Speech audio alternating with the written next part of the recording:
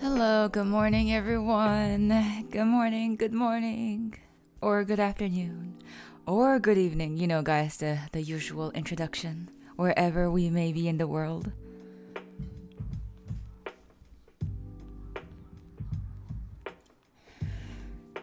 So, is the mic okay?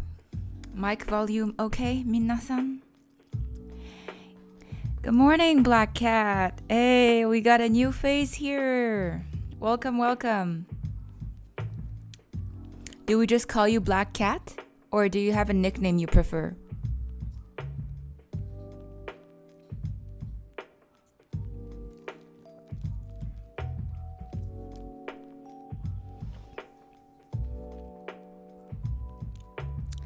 It's cool. Okies. Nice to meet you, Black Cat. Happy to see you here. All right. Yo, let's go. Okay, I'm just gonna like wait 5 more minutes just in case other people are like also want to join in. And if in 5 minutes no one else, we're just gonna get started. I just want to give small pre-warning or whatever it is. I don't know why, but like on PC my music interface is kind of like laggy or slow, so like it might be a bit also slow when like you guys see it on stream. So please just I hope you can be lenient on that side. Yeah, I don't know why the PC be you know, it runs like games really well, but when I opened like my music interface, it just like started being kind of slow. So hopefully everything goes well. But yeah. Oh yeah, I wanted to fix something here.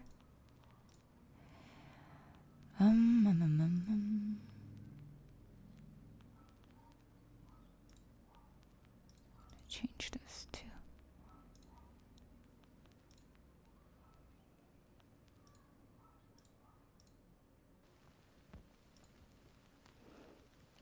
Anyways, I hope y'all are excited for our very first mix-in stream together. The song I picked today is... So I didn't want to overwhelm everyone, so I picked a song that was, I think, is like on the easier side to mix and edit. So today what I'll be like showing you guys is very like my simple steps. Like this is like the basic mixing steps I would do for like any song. And I picked a song that didn't require too much effects or too much like voice filters or too much adjusting, because I felt that would be just maybe a bit overwhelming for those who are just getting into mixing. So yeah, so hopefully this is gonna be helpful for all of you. If you guys already know this, then GG's, but hopefully it's a good refresh maybe. So yes, I hope y'all will be learning a lot from this, or learning a little, or maybe not learning anything at all, because my skills are too new for you. But yes, happy to share some of my basic mixing steps with you guys.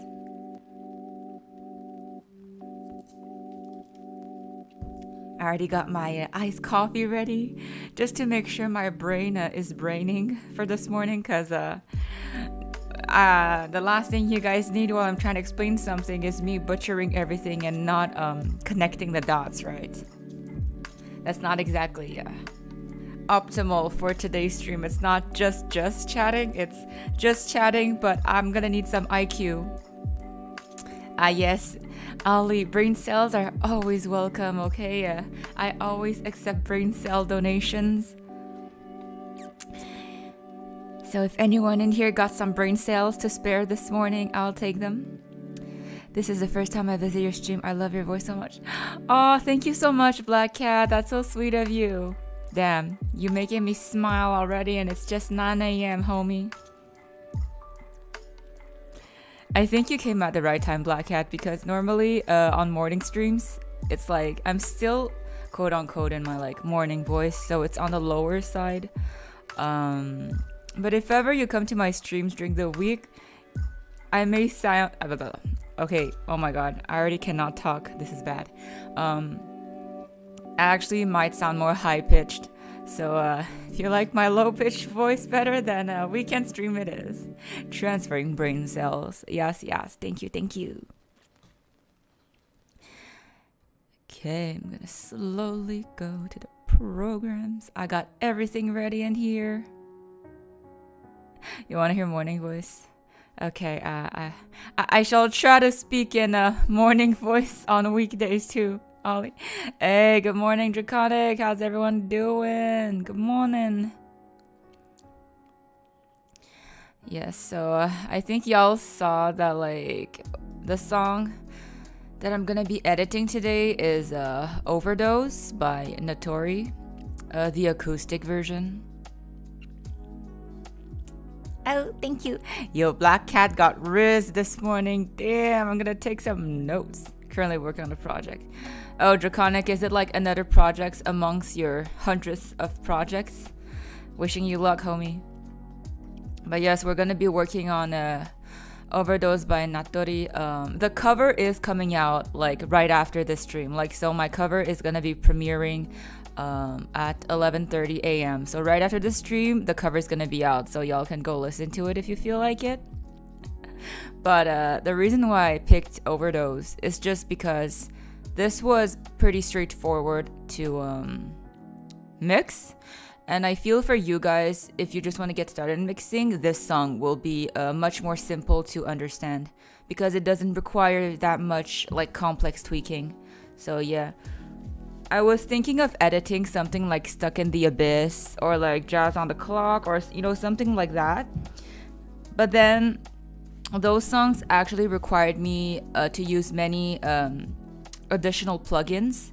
And they require more effects than just simple ones. So maybe those I'll do it in the future. But yeah, today we're just gonna start easy with acoustic. Yes, Draconic, it's a sneak peek. But yeah, I hope y'all will enjoy the actual cover because I think I did pretty well for the acoustic cover. Good morning, Beitag. Hello, hello. Welcome, welcome. Okay, fine. I see people are coming in, so okay. 3 more minutes. I'm giving 3 more minutes, and then we're really gonna get started. I promise, guys, we're gonna get started. So yes, Beitang. This morning I will be mixing Overdose by Natori. The cover will be premiering at 11:30 a.m. EST. Yes.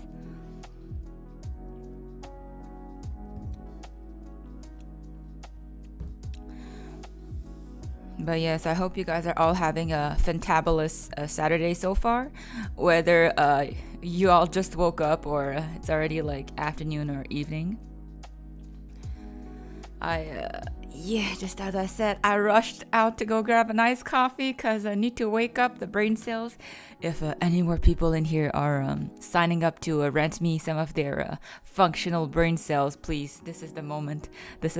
My brain is still open for brain cell transfers. Oh, then good evening to you, Black Cat. I hope you're having a wonderful, starry, moonlit evening on this Saturday.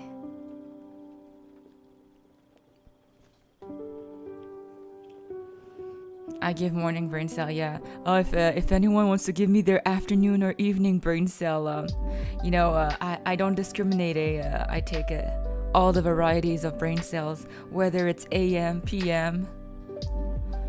Even if they're almost dead, I still take them, guys. You know, we don't discriminate. We love all brain cells here.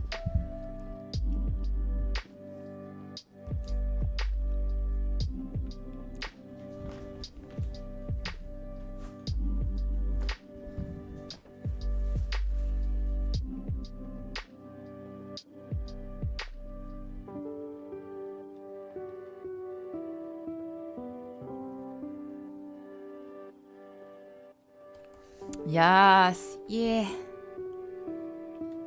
Thank you, Beitang. Okay, uno minuto, that stays, and then we're gonna get started, guys. So if anyone here needs to take some notes, you still got a minute to grab a pen.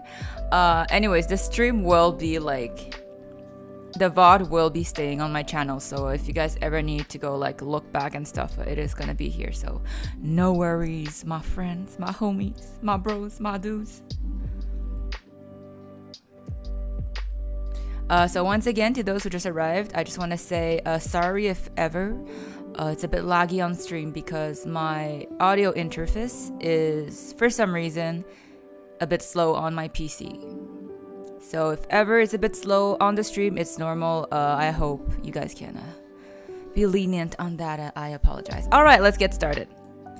Okay, we're gonna stop the lo-fi music. I'm just gonna pop this up. Okay. So please can just let me know if you guys can hear.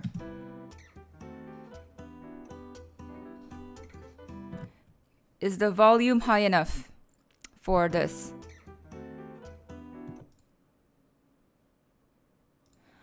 I use Ableton. So the thing is, you guys don't need necessarily to use Ableton. The effects or the plugins, the audio effects I will be using, they are pretty much available in every audio interface that you use. So don't worry if like you don't have this program. This is just my to-go program. But if you use, I don't know, GarageBand, if you use Logic, if you use Cubase, if you use whichever program you use, those effects should like be available. So do not worry if we don't have the same program. Like yeah.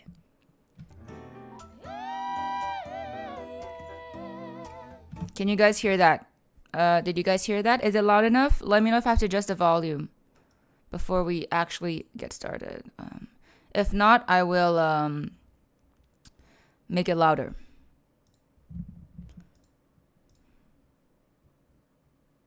You hear it? Okay. So is it loud enough for everyone? So I'm gonna play it one more time. You guys tell me, okay?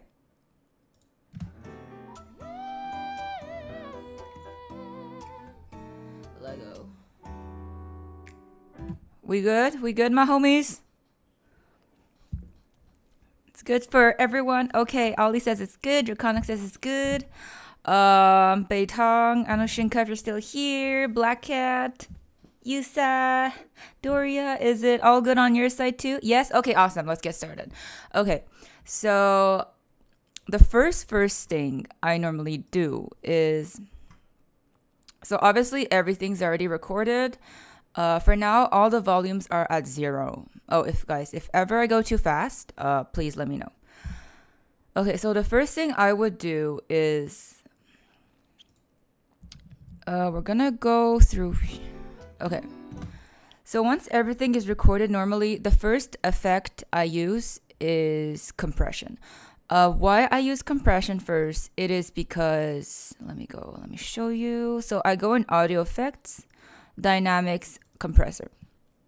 Okay, so I know some people might use EQ, and I'll show you what EQ is actually. Okay, not this one.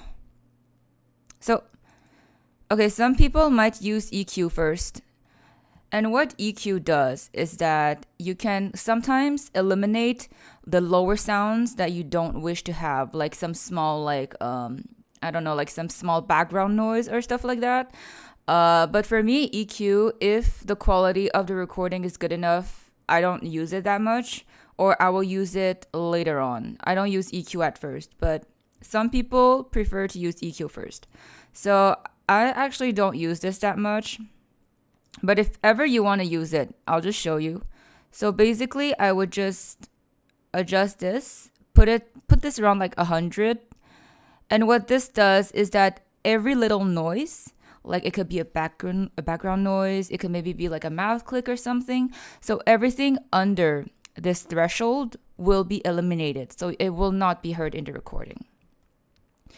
This for now I won't touch, but yes, normally I will compress right away, because what compression does is that, let's say you have a sound that is very, very, very loud. Compression, what it will do is that it will kind of box it in. It will. How long does it take to remove all of those? You mean like the background noises, like the mouse clicks and stuff like that, Draconic?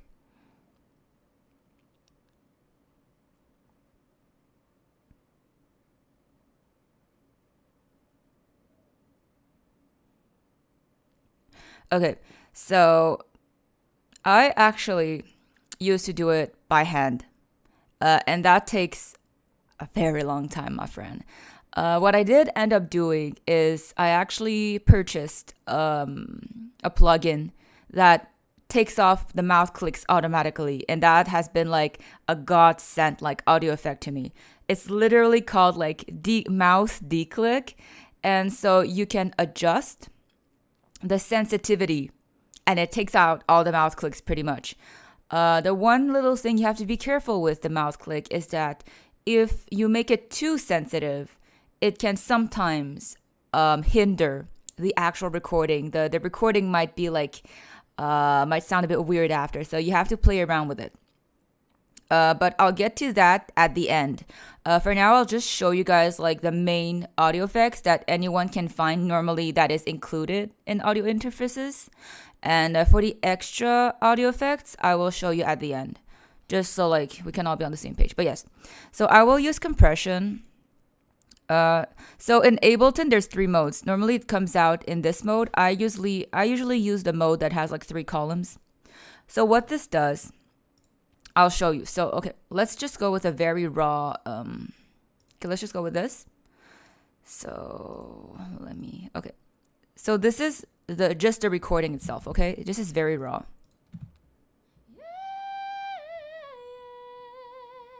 Okay. And what compression does is that if the recording is too loud or it's not like, it sounds a bit like buzzy, compression will just like kind of, how do I say this? It's going to limit the range of the sound. And once it compresses, it comes out, it's going to sound cleaner. Like it's not going to sound as like, what's the word? It's not going to sound that buzzy. It's not going to sound like it was too loud. It's just going to make it like kind of more constricted, and it's going to come out like it was, filtered through like something.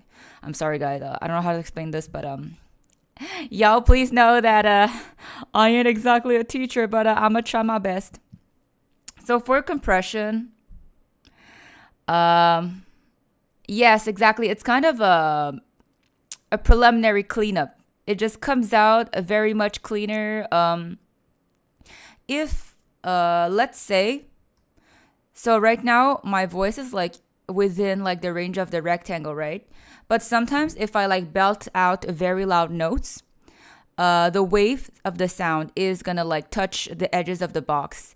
And when you listen to that, it is gonna sound very noisy. It is gonna sound loud. You're gonna hear that like, it's not like pleasant to the ears.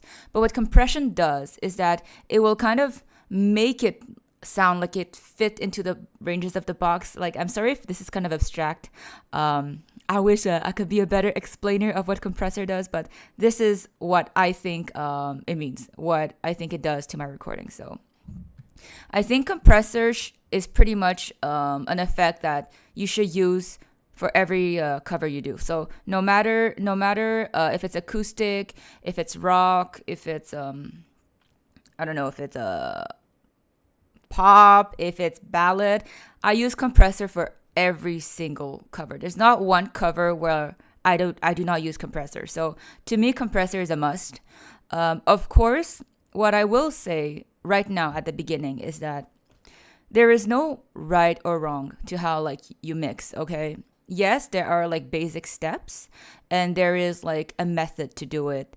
And maybe some people will tell you that some like effects should be mandatory, but the most important is you like what you hear, okay? Like when mixing, the most important is that you need to like what you hear, and you need to always listen and listen. What you're editing, what are the effects you're putting, effect after effect, because sometimes it might sound good on its own, but when you put it with everything, when you listen to everything, it's not going to sound that good. So it is very important to like listen it overall together, listen it once on its own, and just kind of adjust as long as you see. But yes, please just make sure also that you enjoy what you hear, because if you don't enjoy what you hear and you post it, then like there's no point. So yeah. Okay, so normally compressor, I would put this at 3. Normally ratio of 3:1 is pretty much standard for main vocals. Yeah.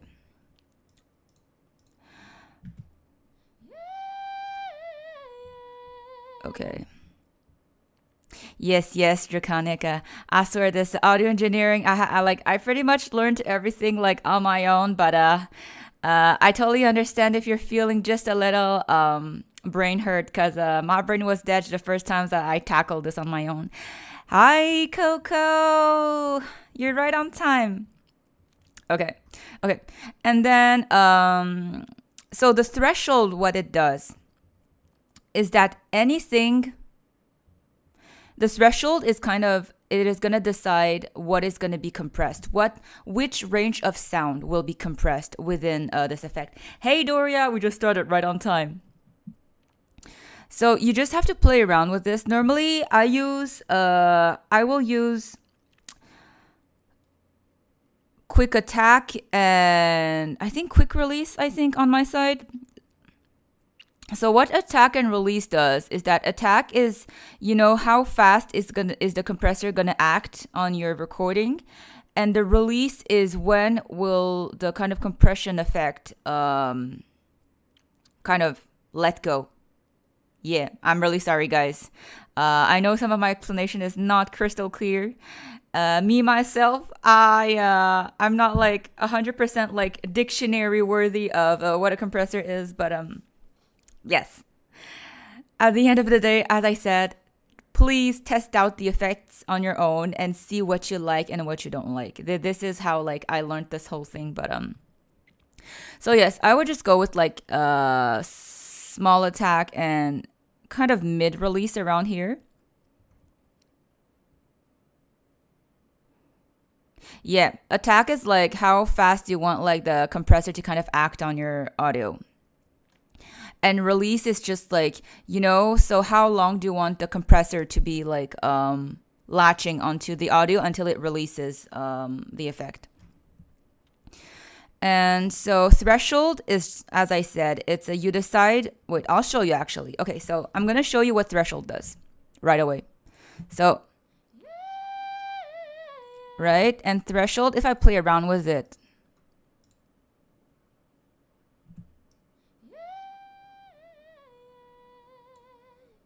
so as you can see, when you play with the threshold, it decides at what like kind of, okay, I'm going to call this a decibel, but it decides at what decibel it is going to compress at.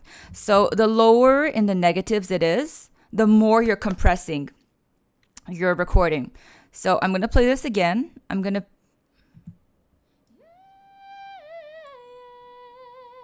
I don't know if you guys heard the difference.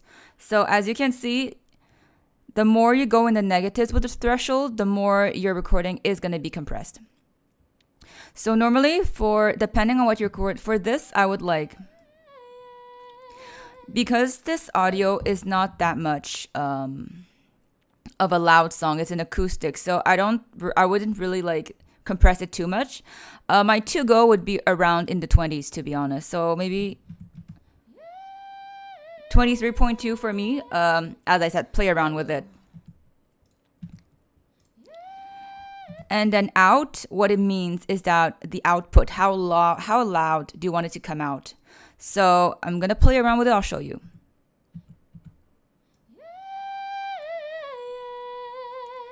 So it plays both ways, right? If it's positive, it's going to come out louder. If you put in negatives, it's going to come out lower. So for this, actually, I need to listen to it with the music.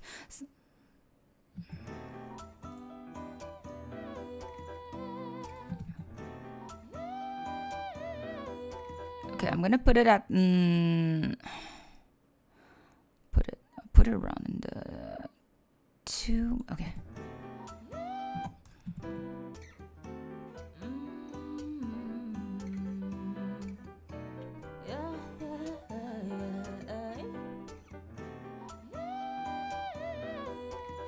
Okay, so I'm gonna make you listen once without the compressor in.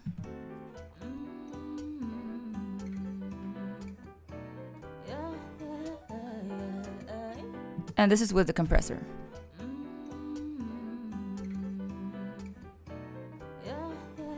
You might not hear that much of a difference right now, but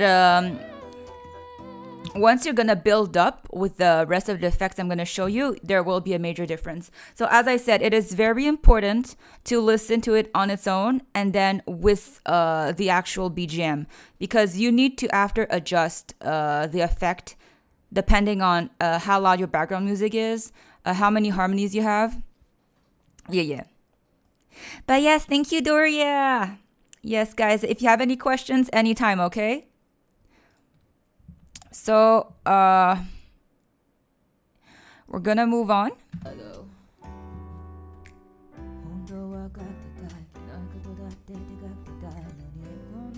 So for here too, so what I would do normally is once I personally find like a compression level I'm okay with, I'll just copy and I'll paste it onto the other one. Okay, sounds good. Just another thing, when you're editing your recording, I recommend, as you see, I mean, okay, well, to be fair, I didn't name every like audio recording like that clearly, but at least I recommend to organize your recordings, because at some point you're gonna have so many like, I don't know, harmonies, main vocals, ad libs, and if you name every track, it is gonna really be simpler for you at the end. Like it's gonna be much more clear for you what is which, because sometimes I have like, I don't know, 20 audio tracks, and if I do not name them, if I do not organize them, it is gonna be impossible for me to mix, because I will not remember which and what. I'll have to go listen to it over and over. So just for you to save time, while you're recording, maybe just think about organizing your tracks, how you're gonna organize them, because this is also gonna help you when you mix. What software you use? I use Ableton. Yeah, I use Ableton. But the effects I'm using should be available in any interface you want to use. Okay, so the next, after compressor, what I would do is I normally just put some simple reverb. I'll show you. So it's this. And I think everyone kind of knows what reverb is. What reverb does, it adds a kind of echo, it adds a kind of, I don't know, like a certain quote unquote depth to your vocal. So it adds this kind of big hall, like you're in a big, I don't know, like a big like mansion or like a very tall building. It adds this kind of echo to your voice, and it just sounds a bit more pleasant. With the reverb, I would say depends on the type of song you're editing. So some songs require stronger reverb. Something acoustic like this, I would say, does not require something as too much reverb. So I'm just going to show you how reverb sounds.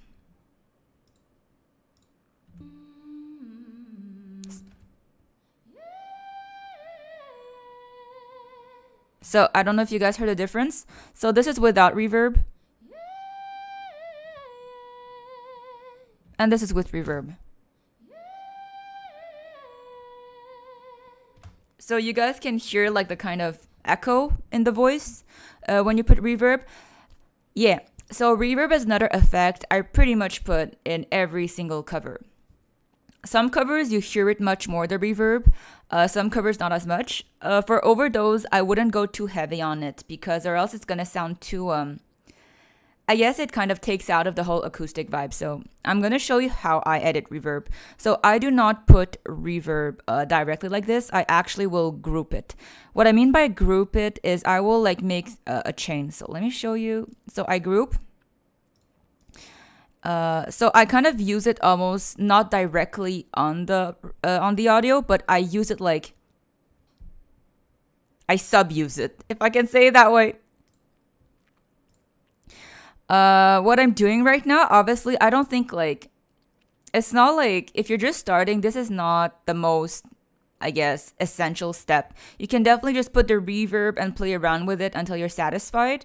I just feel this way for me, it makes the reverb mesh with the audio more naturally. So all I did, okay, wait, I'm going to redo this actually, just so you guys can see what I did. I'm going to ungroup. So I'll just show you once again what I did. So I just added the reverb. Depending on what interface you're using, I group it. So I make a group. Hello, where did the group go? Okay, so I make a group. So now you see I have a kind of menu on the left coming out. I will create another chain. What create chain does is that you can add effects into the group. And so when you just create a chain, what plays in chain with no effects is just the original audio. I'm going to show you. So let me show. So this is just a reverb. And the chain just plays the normal audio, right? So now I'm going to adjust them together. So for the reverb, I think if you use like GarageBand or Logic, the effect might not look like how it looks right now, but you can definitely adjust it. I put it on low cut and high cut, and I will kind of shift. I'm gonna call this the mountain, guys, but I'm gonna shift the mountain a bit to the right, and it's gonna look something like this. Please do not ask me why I do this. I just always do this, and it just works. So yeah, I just low cut, high cut. I put the mountain somewhere near the middle. I'm gonna explain to you a bit the terms here. Hopefully, it's clear. But so decay. What decay does is how large you want the reverb effect to be. I'm gonna show you right away, actually. So just do something low. Exactly. So this is decay 1.20 seconds. Yeah, it's different. Low cut, high cut, I think it kind of controls the range of the effect. By range of the effect, I do not mean how intense the reverb is. I just mean like I think the range of hertz, like the sound wave where it affects the reverb. I think that's what it does. But dry and wet, we'll come to it in a second. So decay. So decay, what it does, it decides kind of how long you want the reverb to be. So this is 1.20, but look if I put it to like, I don't know, like 498. So you guys heard the difference, right? The reverb was much larger. It was much more thicker when the decay is longer. So for me, normally, I would just put it around 1.6. Wait, actually, let's listen to it with the audio. As I said, it's important. Okay. So I still think the reverb is a bit too strong. Density, what it does, it is just the quality of the effect when you're playing it. So maybe when you're editing, if you don't want your music effects to take too much like memory space on your program, you can put it to low or mid. If you want, right before like exporting your recording, you can set everything to high just to have like a listen once. But for acoustics, normally it doesn't take that much memory because it's not that effect heavy. So I would just put it on high to have the best quality sound for the reverb effect. Okay, and then as Doria asked, dry, wet. Dry, wet, what it does is how much of the effect do you want it to, how big of an impact do you want the effect to have on your recording? So let me show you. So if I put this at like 33, wait, let me just solo this for you. So we still hear it, but it's more subtle, right? But if like I put it like at 85, the effect is much more prominent on the recording. So dry, wet, it just plays with how much of the reverb do you want it to like kind of act on your recording. So yes, dry, wet, dry, wet is what I play with the most, and decay, dry, wet, these are the two knobs I play with the most when reverbing a recording, because this is what is going to decide how large is the reverby effect, and how strong is the effect on your recording. For this, I would just put it around like 66 is enough, I think. Let's play it once.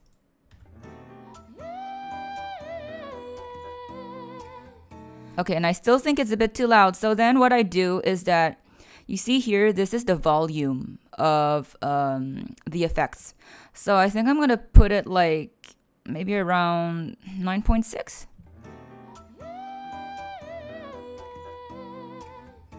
Yeah, I think 9.6 is good enough. So yes, so that was for reverb. Are there any questions? Minasan, any questions? I will take some questions and sip on my coffee. Any questions, my darlings? My darlings, any questions?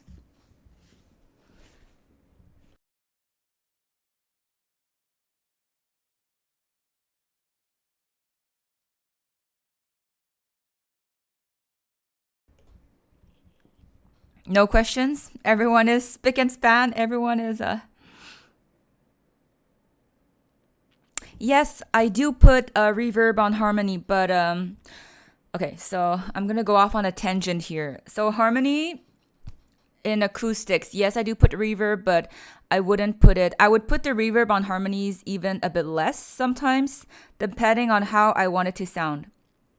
So the thing with reverb is you got to be careful with it, because if you put too much reverb, it is going to sound kind of, it's going to make it sound more noisy, or it's going to make it like kind of separate from the BGM, the background music. So that's why it's really important to adjust. For harmonies, I do put reverb, Ollie. Actually, look, I'm going to do it right now with you. I'm going to show you how I put reverb on harmony. So this is my first harmony, right?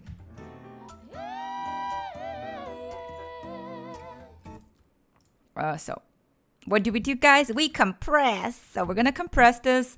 So normally for harmonies, I compress a bit more. I would put the ratio at 4 for me. You can put it at, I don't know, 4.5, 6 if you prefer.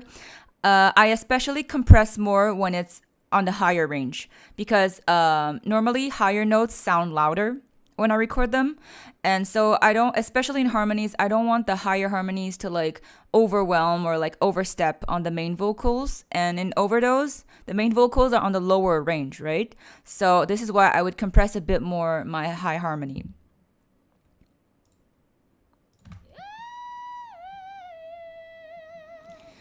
Probably for threshold, I would put it a bit lower, like maybe minus 25. Okay, let's listen to it once together. Once again, guys, really important to listen to things together, because at the end, what you're offering to the public is the song altogether, right? It is not one part of your recording. So it's still kind of loud, so I would like, so for the output, I would put it even like lower.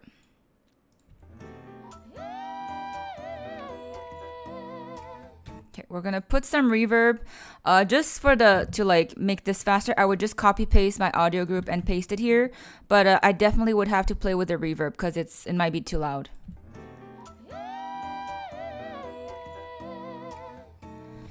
And I think normally, like general like rule of thumb, like reverb does sound louder on higher notes. The frequency and like the sound of it. Reverb also sometimes will make an audio sound louder. So this is why for high notes, you got to find a balance with reverb, because first of all, you compress it more so it doesn't overwhelm your main vocals, but then you add reverb and it might kind of overshadow too. So you got to play around with it. I think I would probably diminish the volume for reverb here. So maybe around like 13.4, 13.5. Okay, so it still sounds a bit too loud to me. I'm gonna play with automation.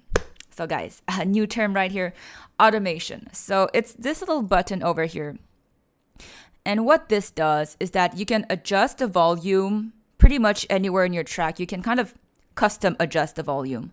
I'm pretty sure in any interface you're using, there is automation. It's pretty much like a basic kind of tool. So over here, as you can see right now, okay, let me just fix this. So as you can see, the volume for all of my tracks is at 0. So I'm just going to click here. It's going to add like a small circle. And I'm going to click. Okay. So, and look what it does if I move it. You see, it's going to lower the volume of whichever section you decided to choose. So you can put as many kind of like automation dots as you want. So let's say if you wanted to like adjust the volume for this part, literally all I would do, let me just show you. If I can. Hello. Okay. Let me show you quickly. So let's say you wanted to change the volume of just this little rectangle here. I would put, what did I do? Okay. I would put 2 here and 2 here. And why do I put 4 dots in total? The reason is because if I only put one, look, it's gonna affect the recording before. It's gonna excuse me. It is gonna affect the recording block before it. This is why I put 4, because if I put 4, I can like literally just adjust this small piece. Hello to Chan. Hello to Chan. So, for example, if I put at -4 here, I'm gonna give you a listen. Give me a second. Okay, guys, okay, so just gonna solo this for you.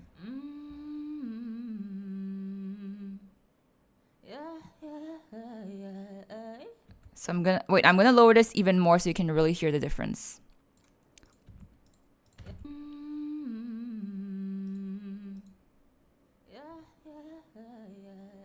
So you see, it's only this section that was a lot more silent.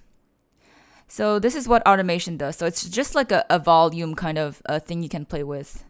So I'll just delete these. Hello, please. Homie, please. Delete. Oh my goodness, can this... Okay, thank you. So yes, so that's automation. So here I adjusted this part. Let me show you. So let's have a listen now.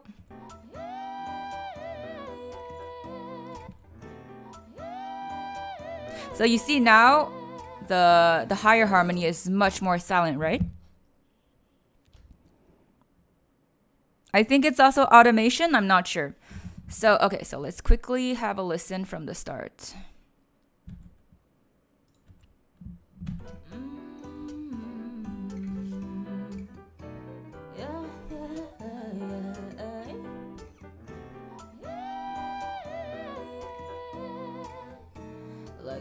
Right? So now the harmony sounds a lot more like balanced than it was before.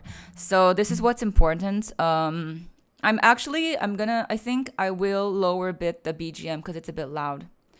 Maybe like -1. Okay, so I'm gonna turn off all the effects and play once just so I can like make you hear the difference. Okay guys, so this is without any effects.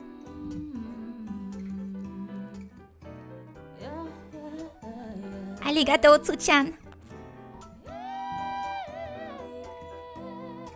So this is just raw vocals, and I'm gonna show you with the effects.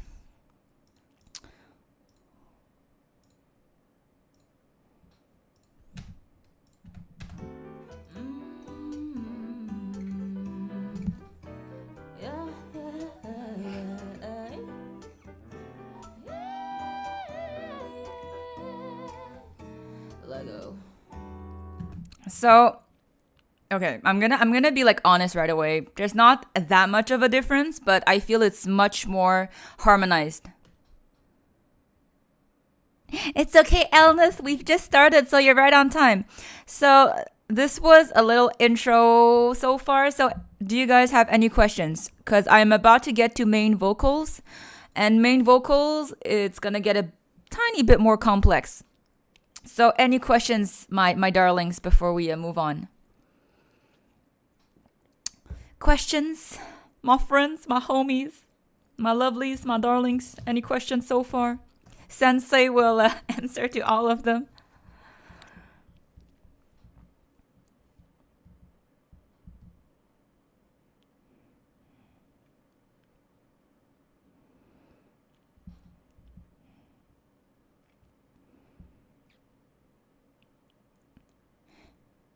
I have no clue what happened. Let's go. How often do you have to automate rather than just relying on the compression to deal with too high volumes? Oh, okay. So compression, I use it, and automation, I use it all the time. Like those two things all the time. Automation normally for me is like pretty much the last few steps or the middle steps. So I would compress all your recordings first, just adjust like how loud it sounds, or just if you want everything to sound cleaner at first, Doria. And then automation is more towards the end when like I adjust like background music volume with harmony volume, main volume, just in case. So I would touch automation at the end. Like once you're good with like all the effects you put and you think it sounds all right, then I would play with automation. I would not play with automation while I'm still editing on other effects, because the other effects will have an effect on the volume of your audio. So playing with automation while you're still not sure about like the plugins you're using, I feel would just be counterproductive.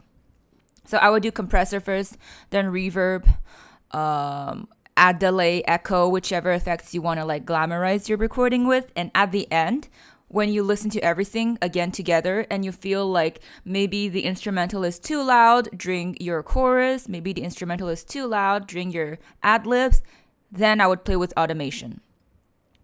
The one thing I would say, guys, is overall, so okay, this is a general rule of thumb, but when you're editing volume for your recordings, I don't recommend putting your recordings over 0. Why? Because it might like kind of, when you export your recording, it might sound noisy, or it might sound like there's kind of, when you master it, it's going to be like, it might come out a bit noisy because it's over like the 0 threshold. I'm sorry, it sounds weird, but I think most people, when they mix and master, they recommend that you start a bit lower, so then you have a margin to still go higher. So I would put, let's say, the instrumental. So right now my main is at 0, right? But normally, I don't know, I would start with my instrumental at like -1, so that my recordings, I don't need to make them too loud, because if I put them at like 1 or 2 or 3 or 4, it's going to sound all right in your audio. But then once you export it, and if ever you need to like augment the volume of the other stuff, it's just going to sound and come out less clean, less together. So yes, start at a lower decibel and build up from there. Some people say like give yourself a margin of like -5 to like 0. Like this, you have more space to play with. But I will repeat this by the end. Yeah, sorry for the little tangent, but just in case. Okay, so let's move on. Lego.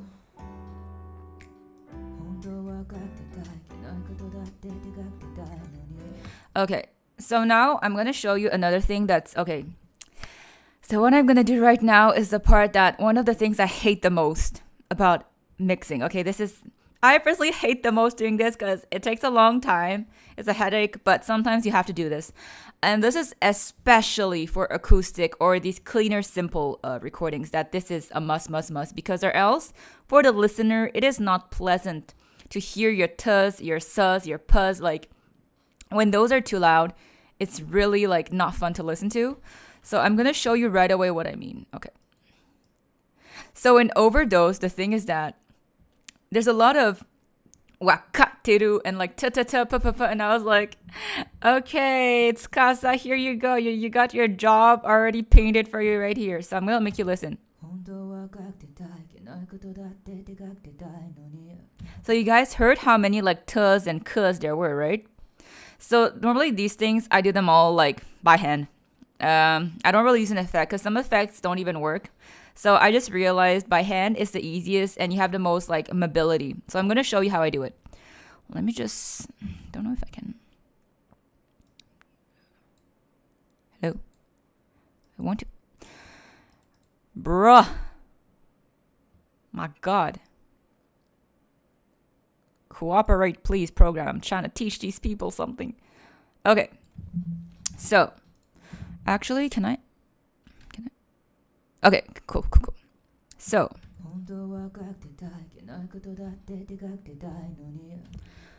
So there's already a compressor, but even then, it's not gonna do much for the tussas. I'm gonna show. Yes, Chu-chan. Yes, Chu-chan. What is the question, my love? What is the question?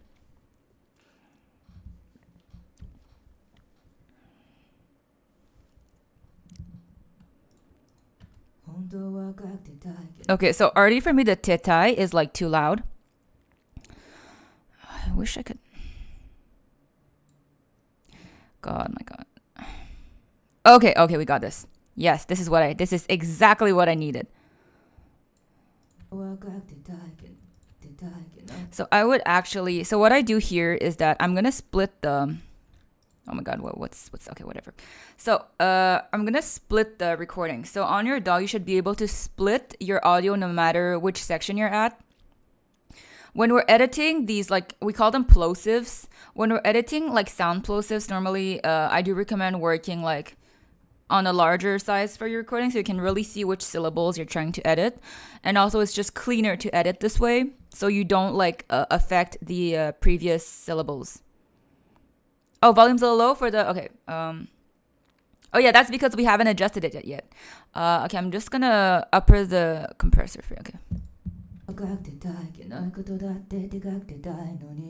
So you guys hear, right? So the like you guys hear it, right? So I just split it here. So if I want to like silent this T, so this one. Okay, so I just like kind of split it where I want it, and I'm gonna play with these. You see like these 4 small squares that appear? This is where I pull the faders. So these are kind of what you call the kind of fade outs. You can fade out, you can adjust how loud you want these tus to be. So I'm gonna pull this, and you see there's kind of shadow appears. And what this does, is that it's gonna fade out the T sound. It can fade out pretty much like, I don't know, if there's a syllable you find too long, you can use this. If there's like an ad lib you want to like kind of make it fade out in the background, you can definitely use this. So I'm going to show you. So this is before the fade out, and this is after the fade out. You see it's much more silent. So I'm going to do this. Yeah, this is one of the more painful things to do. So even the ka here, I would actually silent it a little bit. So I'm just gonna like go ahead and do this. If you have questions, just ask me. Okay, I'm gonna move on.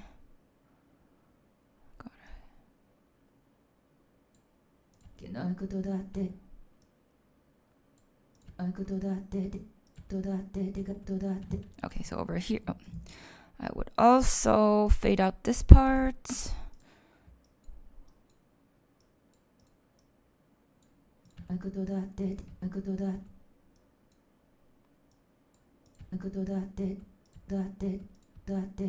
Okay, this one too. It's a little loud.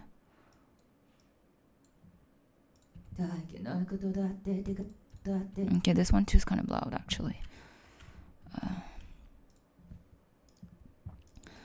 gonna split this. Sorry, I'm a bit silent, but please look at the process. It's pretty straightforward, to be honest. This process, you just have to listen and adjust. Okay.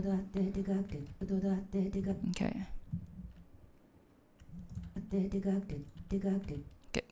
This one's a bit loud too, actually.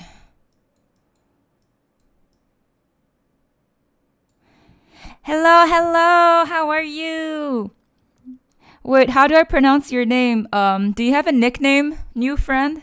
Do you have a nickname?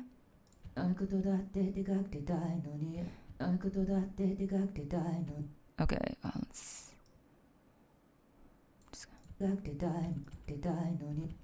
okay, so this one too, I would adjust it.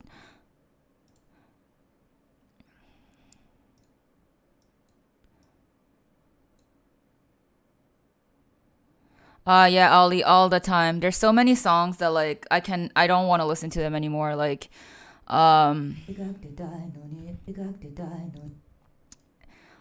think like Mafia took me a very long time to mix, and there was at this point where like I literally had a headache. I had a huge headache when I would listen to Mafia because the mixing was just too painful for me, and that's why it took me like 2 months. I had to take a break from it because yeah, I just couldn't. Like as soon as I heard the song, I was like, ugh.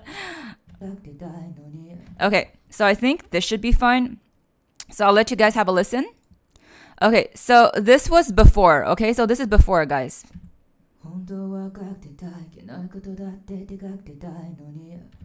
And this is after.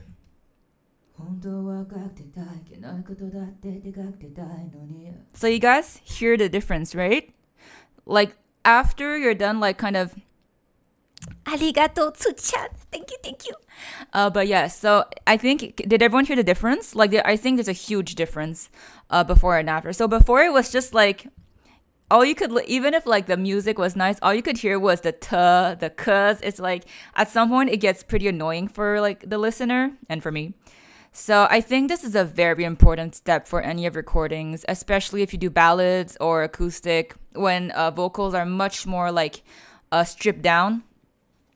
you do need to go through this process, and I think by hand it is just the most efficient way. You really have like 100% control of how loud it is. The one thing I want to give everyone, like maybe a small like annex note, is I do not recommend silencing those completely, and I do not recommend going too intensely on how you edit those kind of tuck sounds, because if you take them all out, it is gonna take off of the texture. What I mean by texture is that you don't just want a recording that's like kind of silent, like it's only like it's very like I guess the tuckas and pus, it adds a kind of it adds this kind of not grittiness, but you need those to make this your recording sound more lively. It gives a certain intonation. It adds like a flavor to it. So I say when you edit your T's, P's, and S's, do be picky with it. Like some, if you feel it adds more to it, do not take them off. Those that come out really noisy, fade them out. But I would never fade them out too like completely, because I feel like it adds something to your cover. And when you just strip down all the plosives, it sounds too like edited, if you know what I mean. Well, if you don't have them, that's fine, Ollie. Like the song is just as it is. But if there are T's and P's, just like, adjust them, but reasonably. So let's have a listen with the music.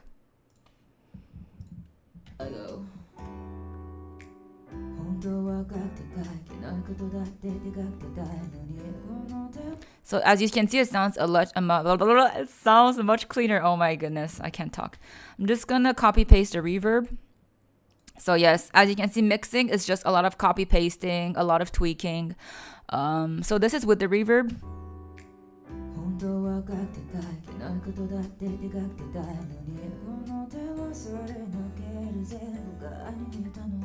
Okay.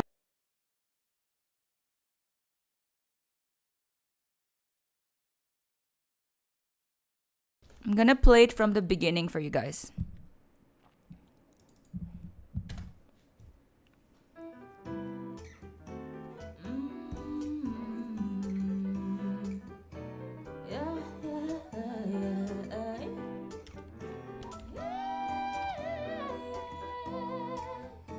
Lego.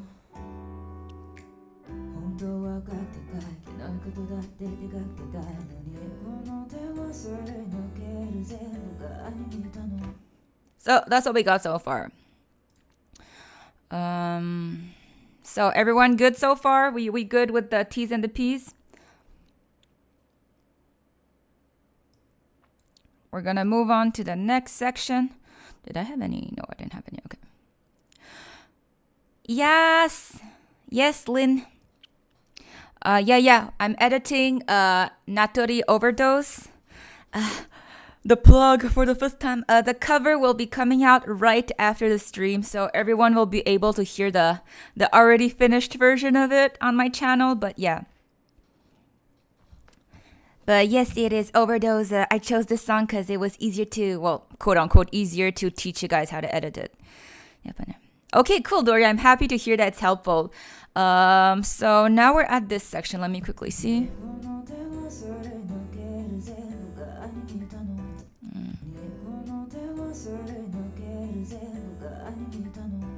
Okay, I think this sounds okay. There's a s sound.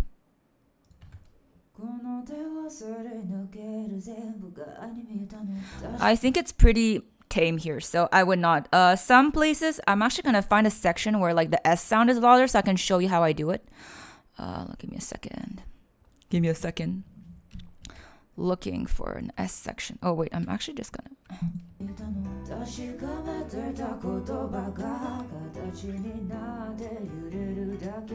Okay, so we got another harmony here, right?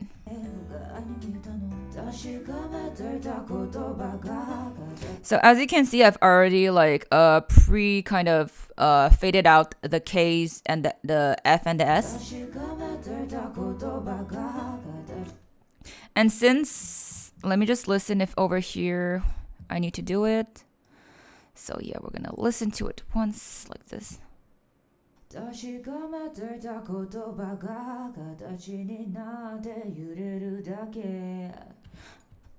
Okay, so I would just adjust a bit the T here. The rest sounds pretty fine to me. Just gonna move this.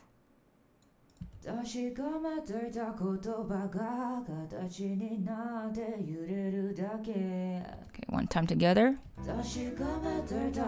Okay, this part here is a little bit, I can hear the kind of noise, so I'm gonna just tweak this a little bit, guys. We're gonna split just a tiny bit because I still, as I said, I want to keep texture in here. I'm not looking for a totally like filtered out recording. And as you can hear, like the harmony was a bit too overwhelming, right? So we're gonna adjust the harmony. So once again, guys, so yes, what I would do is, what is this? Okay, anyways, I'm gonna copy. So pretty much once I've already like compressed and reverbed one harmony track, I would just copy paste it into the other harmony tracks unless the effects I use are different. So just kind of control. We're gonna go to harmony here and then. Okay, I think that was good. Just gonna listen to it once on its own. Okay, I think that was, okay, that was pretty good. Okay, I'm actually gonna make this a tiny bit more reverb. Yeah, that sounds good to me. That sounds good to me. Any questions so far? I'm just gonna keep going if there are no questions.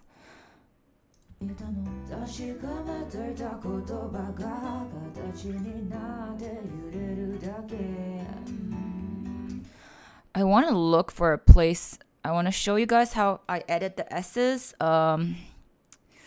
Give me a second. What's this?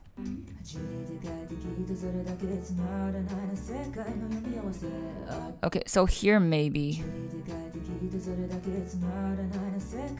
Okay, so the S from Sekai, I think I'm gonna edit it a bit because it is a little too noisy for my taste.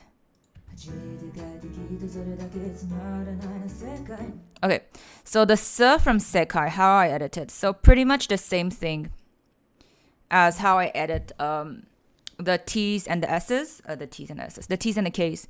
So the S's are a bit more touchy unless like they're at the beginning of a syllable. You can literally just fade it out from the beginning. But when they're in the middle of your recording, you just really have to be careful. You have to be sure that like you cut at the right places and you fade at the right places, or else you might hear this kind of clicky sound after. And what the clicky sound means is that it kind of, you didn't cut off at the right place, and so it kind of just makes you hear the split that happened. So I'm just gonna listen here. So this, I think this is the end of the S sound. I split it here. I think here should be good. Split. So you just split the section. So you see now I can control the S sound on its own. I double click, and when you double click on it, what happens is that you have this little box here that appears and that shows only the section of the audio that you have selected. And so there's the thingy called gain. What gain is, it's literally the volume. So I'm gonna play around with this. I'm probably gonna put maybe -4 to start with. You don't want if it's main vocal, you don't want to put the gain too low, or else it's gonna like make it sound too obvious. So let's see. Okay.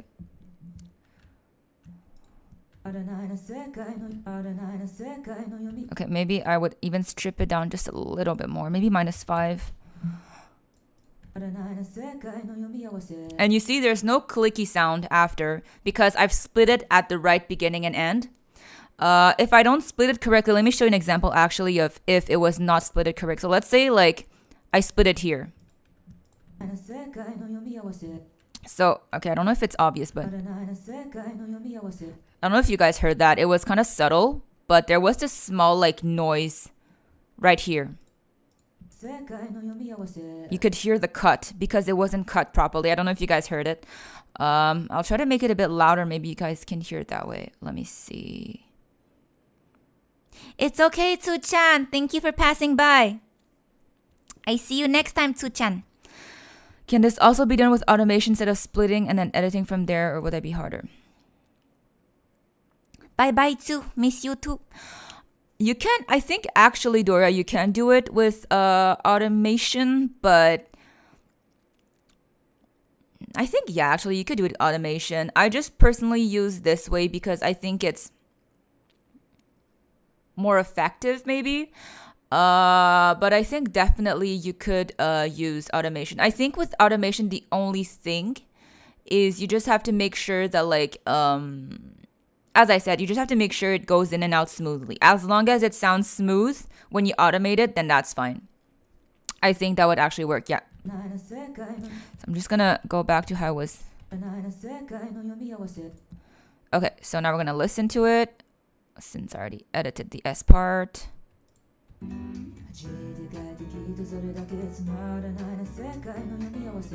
You see it sounded a lot more smooth. And this is if I didn't do it. Right? The S stands out a lot more. So this is why I think it's important to edit your S's.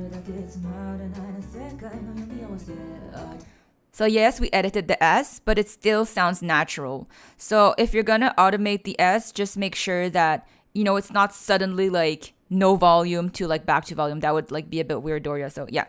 So at the end of it, like as I said, when you're editing your S's, your T's, and your P's, like just be careful to make sure that the in and out sounds kind of seamless. Oh, thank you, Draconic. I mean, I'm gonna be honest, like I feel like Notori's song, why I really enjoy them is that the range is just like, it's at a very comfortable range for me. So I'm pretty comfortable with my lower range, hence why I really enjoy singing Notori song. But thank you very much, Draconic. I appreciate. Okay, so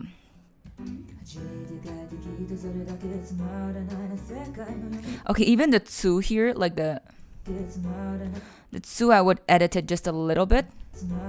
I think it starts here. We're gonna split. So on Ableton, you see each time I split, this kind of fading, cross-faded comes out. I just kind of put it back to its original position because I don't necessarily need that. But it just helps you kind of automatically fade out the endings. But at this point, I don't really need it. So over here, I literally would just take this and kind of pull it out. Maybe just a bit more. Yo, Nora's Draconic. You can just listen. It's all fine, my bro. Okay. Over here, when you pull out the fading, you see there's like another point that comes out in the middle. You can play with this. So look, I can literally like decide how big I want the fade out to be. Over here, I want to fade it out, but a bit less because, as I said, texture is very important in covers. You do not want a cover that's simply just filtered out. Let's listen to it once with everything.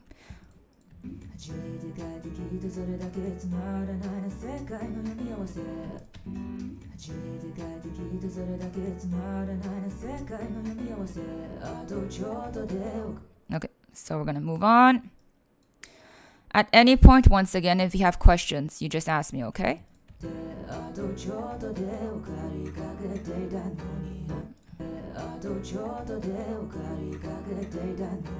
Okay, so over here, the choto. Oh my god, that sounded so... I'm sorry, the way I said it was so like weebish. Oof, I'm cringing. The part was said chotto. Okay, that's better.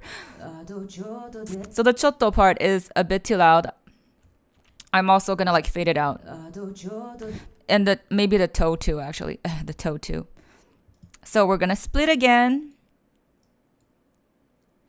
Yes, the chotto. I'm gonna just... Yeah. So as you can hear, the cho has a bit too much noise here, so I'm definitely gonna adjust it. So we're gonna split and we're gonna fade it out. Okay, that's a bit... Okay, I think this should be okay. Okay, the theta too was a kind of noisy, my homie, so we're gonna. So the theta too, we're gonna. Especially the ta actually. So sometimes also just like another tip, you can be like choosy and picky, right? With what you want to edit. So if you feel like, so when it's at theta, like sometimes you can just like be like, oh, the ta actually sounds like louder, so you can just edit the ta and not touch the te, maybe to keep some texture. So as I said, it's very important to just like listen, and each one of us probably have their own like syllable, their own sound preferences. So maybe what I would like to edit, you don't necessarily want to edit, and maybe what you want to edit, I maybe would not want to edit. So it's very like objective. So like there's not really any right or wrongs. Just as I said, just listen a lot and make sure you like what you hear. Overdose, yeah. After this, guys, overdose is gonna be haunting your whole weekend. Okay, I think so. Here, I think the theta was too heavily filtered. So I'm actually gonna like. Okay. And I'm gonna actually filter this a tiny bit just to balance it out. Split. Yeah, it's okay. I've just like accepted my fate. All yeah, I'm just gonna hum it everywhere. So I feel the choto too. I filtered too much, so I'm just gonna move it a bit. I'm gonna listen to it once with everything. Okay, so the toe here is also too loud. I'm gonna split it once more and just. There you go. Oh my god. Okay, my program be just like playing around with me. Okay, here you go.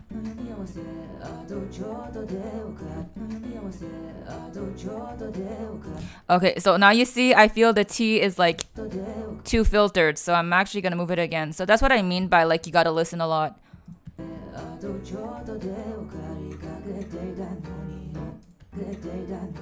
So the ta for me is still too silent.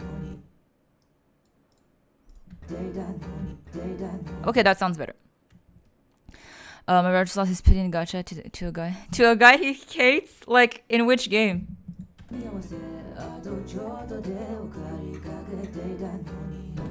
Okay, I think that's pretty good so far.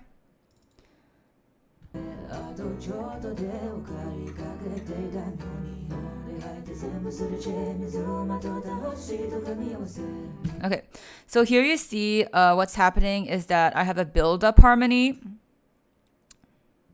Tears of Themis, oh damn. We all pray for your bro to get the character he wants next time.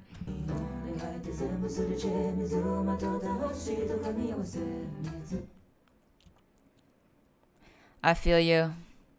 I mean, when I lose my 50-50 in Genshin's pretty much wallowing for the next few days.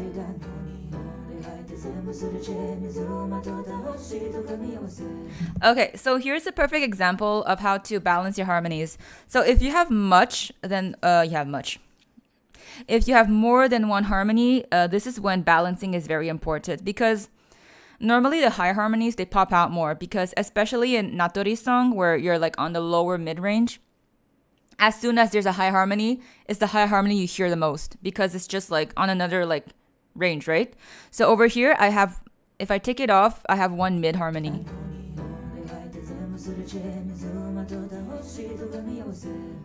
And so if I add this, you automatically only hear this. So what I'm gonna do, once again guys, copy. I'm gonna be compressing probably the lower, the higher harmony even more.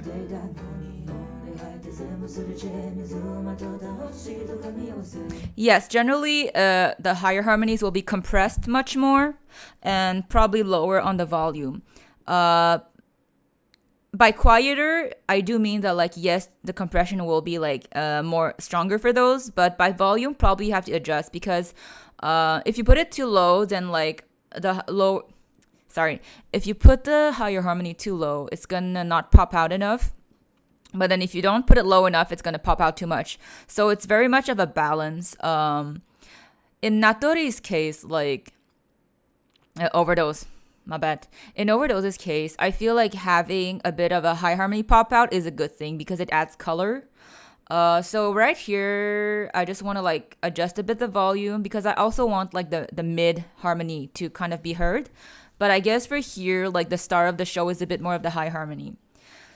So exactly. So quiet but not too quiet. And once again, like Ollie, like it also depends on you. Like if you enjoy hearing the high harmonies more, then like, you know, you do you.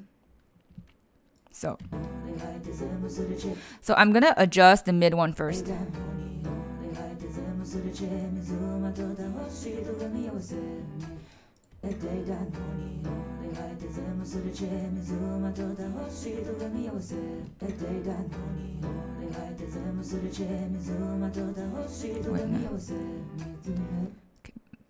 I would maybe just put it a tiny bit louder over here. No. Give me a second. Okay.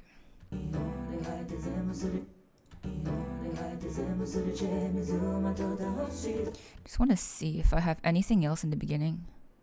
No, okay.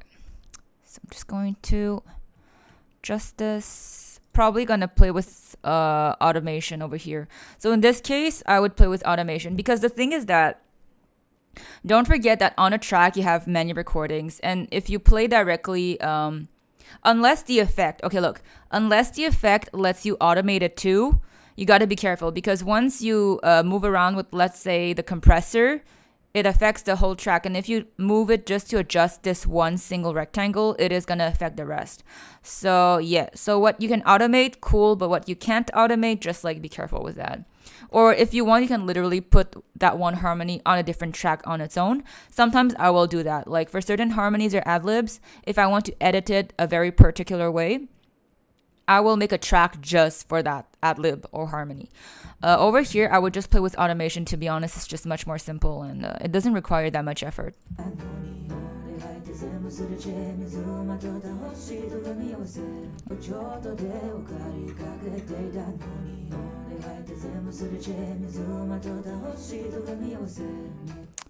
So maybe that was a bit too low. Okay, I think that's a pretty good balance actually. Let's hear it once.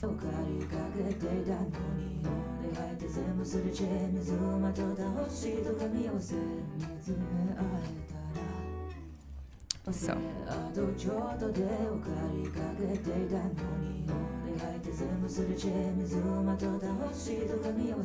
okay, so for this harmony in particular, actually I'm gonna put up the reverb of it because I feel having a bit more of an echo here for the high harmony would sound more aesthetic. It is not mandatory, but just for this part, I personally feel it sounds better with a bit more of a halo around it. So I'm just going to play a bit with the volume of the reverb actually, and maybe just decay it.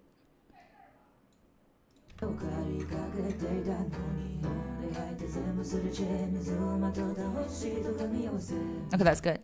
Hello, Yusa. Hello, Yusa. I have convinced my brother it's a good card.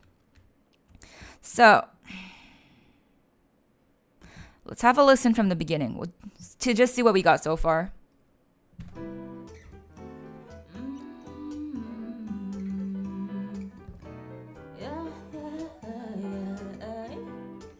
Okay, so over here, actually. Okay, so actually, I'm going to play with automation because I feel the intro here is a bit too loud. I'm literally just going to like move this. I feel my ad-libbing in the intro was too loud, so I'm just going to adjust it.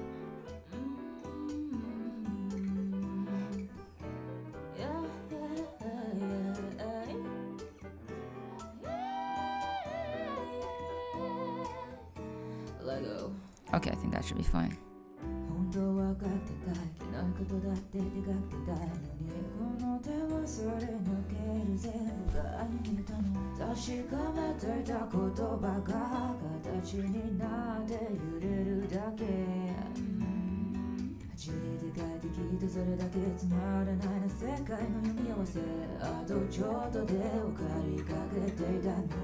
Okay, so I find that main 2 is a bit too loud right now.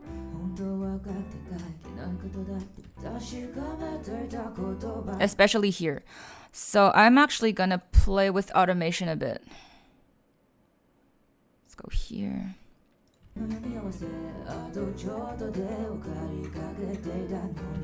I'm gonna play with compression a bit. I'm gonna put this at 2.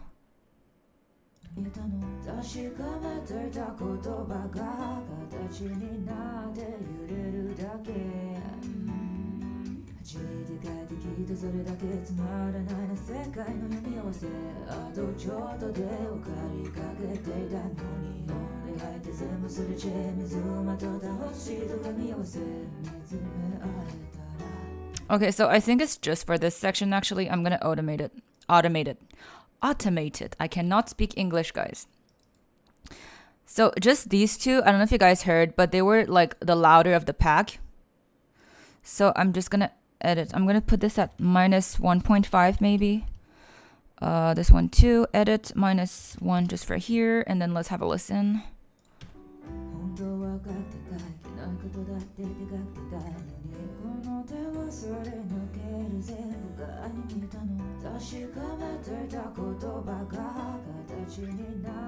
Yeah, that's better.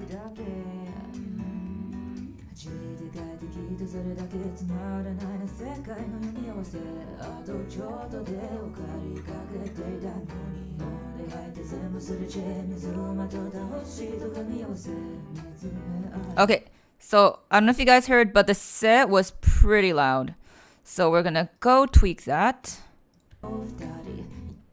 Nope, wrong section.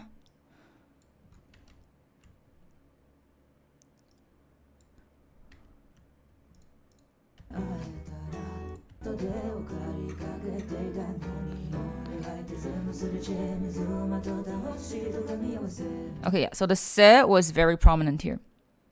We're gonna go tweak that.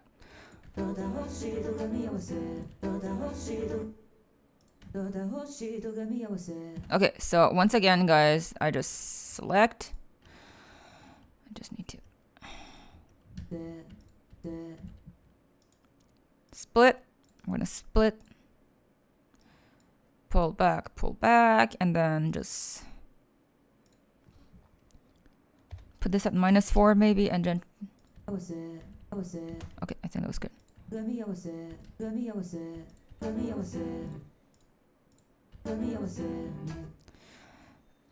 Okay, I already tweaked the one down there, so I still think this one is too loud. I'm gonna try minus 6 on the gain. Okay, that was better. Let's hear it.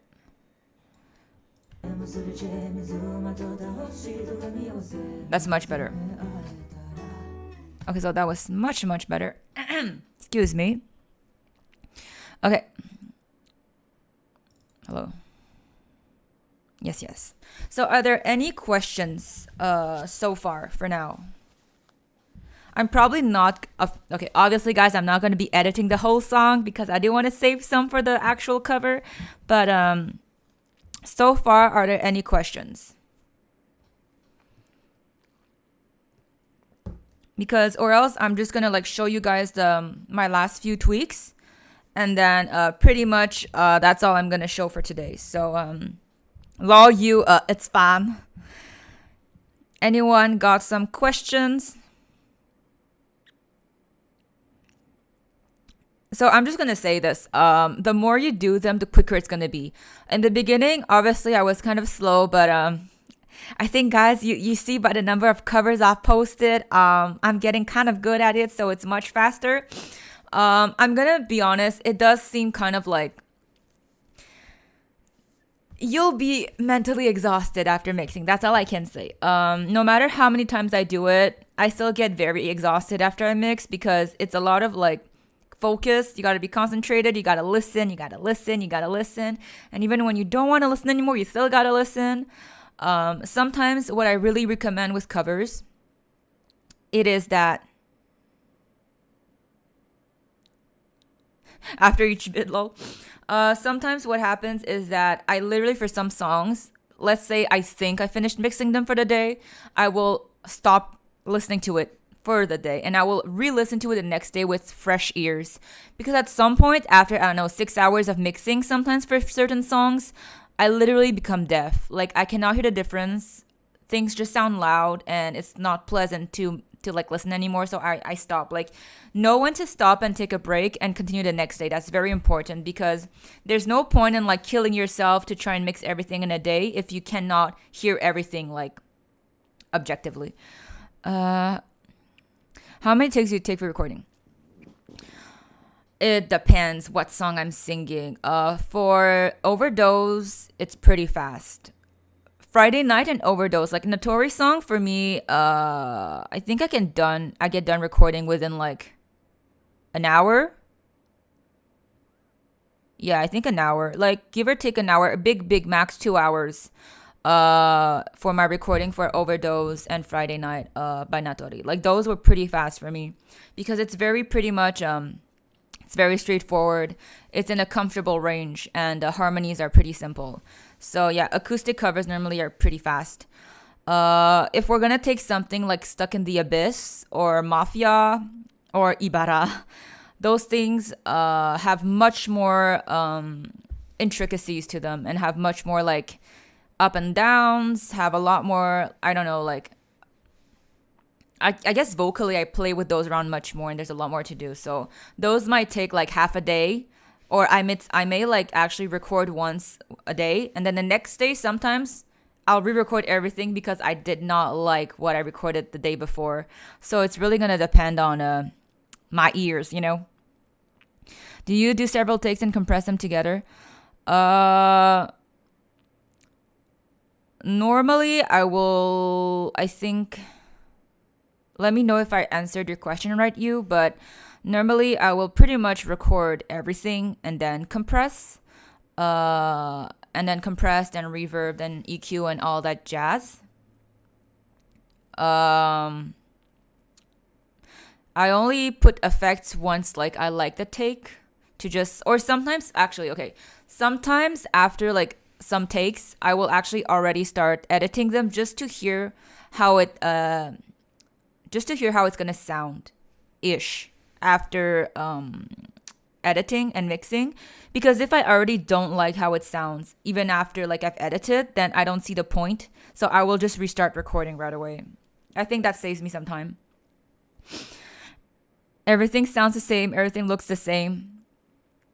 Well, to be fair, I mean, I don't know how precise the sound goes from stream. Like on my side, it might be more obvious, but maybe when I stream it, you can't hear it that much. So, my bad. But probably when you do it on your side, Ollie, it's gonna be much more like obvious to you the differences. I think seriously, guys, it's just the more you mix, the more you hear the difference.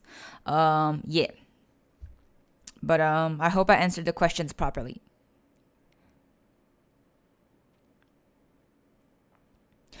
But yes, once again, guys, recording is, I don't want to say recording's the easy part because some songs are not that easy to record, but recording is, let's say, the easier part.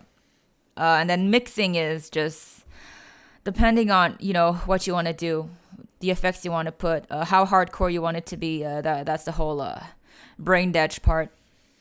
But yes. So I'm just gonna like edit so much here, and then what I do. Wait, are there any more questions?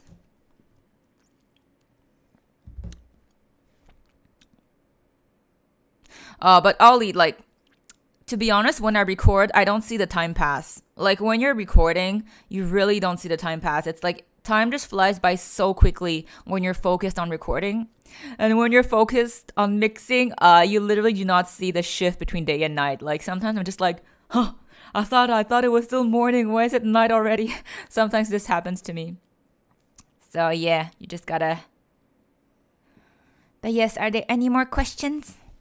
Darlings, are there any more questions? Or else I'm gonna be showing you my last few tweaks.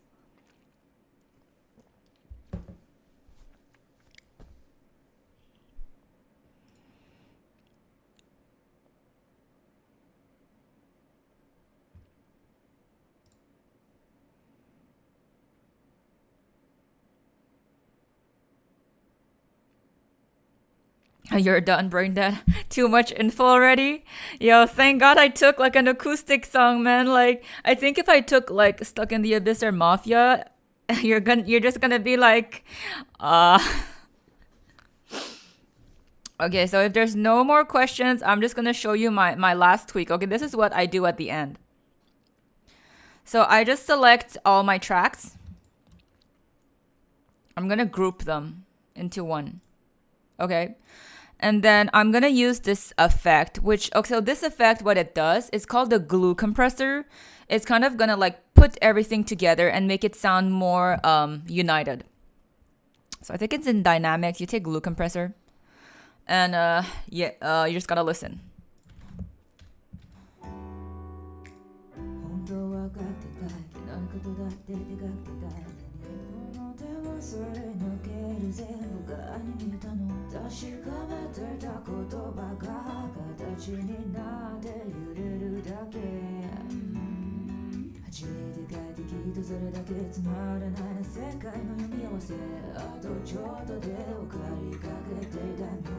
Okay, so that's what glue compressor.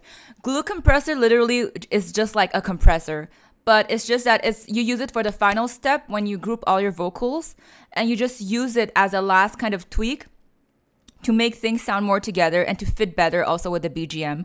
So it works the same way. So the threshold is you just decide how compressed you want it to be. So as an example, once again, you see if I play with this.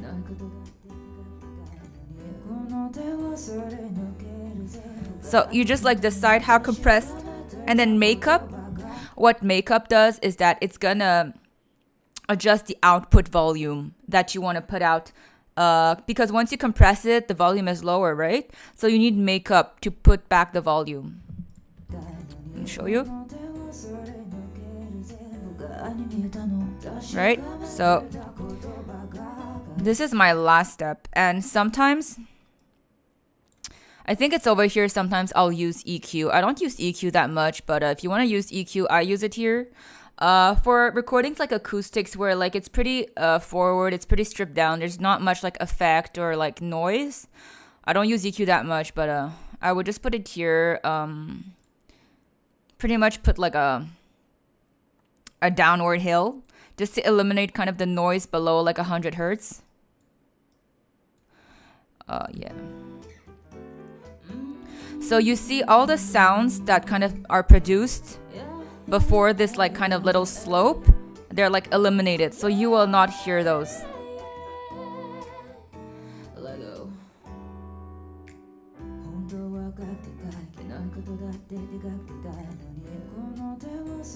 Okay, you know what? Since we have some time, I'm gonna show you guys. So I don't know if you guys saw, but like you see like there's like sound waves on the EQ. You can play with those. You can play around with those. I'm going to show you. So I'm going to show you what happens if I play around with the EQ. You see?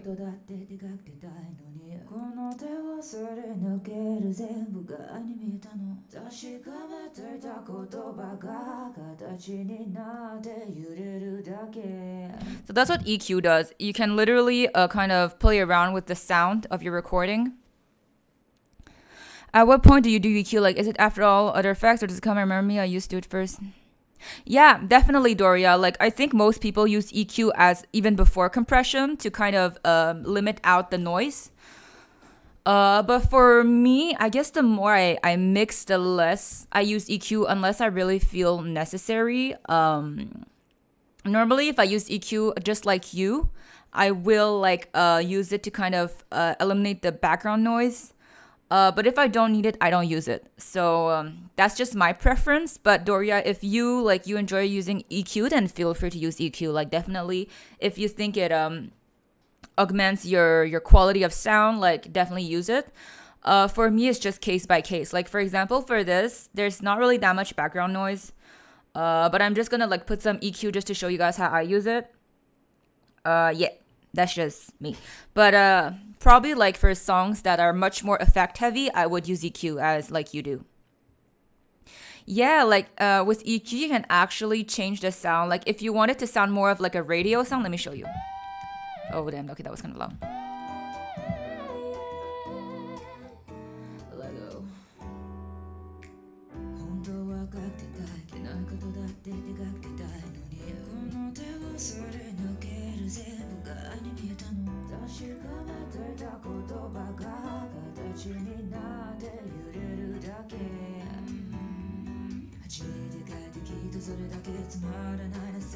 So you see, if I like play with EQ like this, it sounds much more like,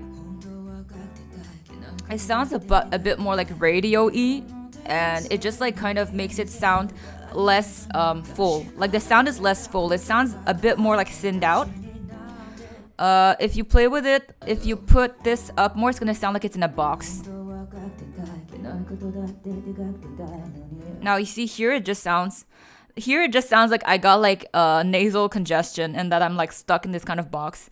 I don't recommend this kind of sound too much because the boxy sound is a bit like, I feel like it doesn't mesh well with the rest of the recording. So normally, if I do put EQ, I would just play around with it, but within like the zero line to make it more subtle.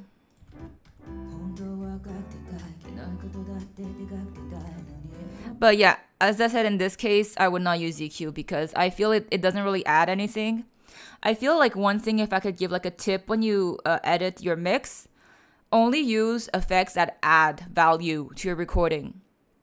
Like, don't feel obliged to use certain effects because you feel like you need to. Only use them if you feel like it adds value to it. Because if you just put them because you feel like you need to, maybe your recording at the end will not sound like as pretty as you thought. So as I said, it's a lot of testing out, listening, testing with the whole harmonies and background music, listening one on its own to make sure it flows well. Sometimes I can't take the term EQ seriously because it has same. Oh damn, Doria, now I cannot unsee.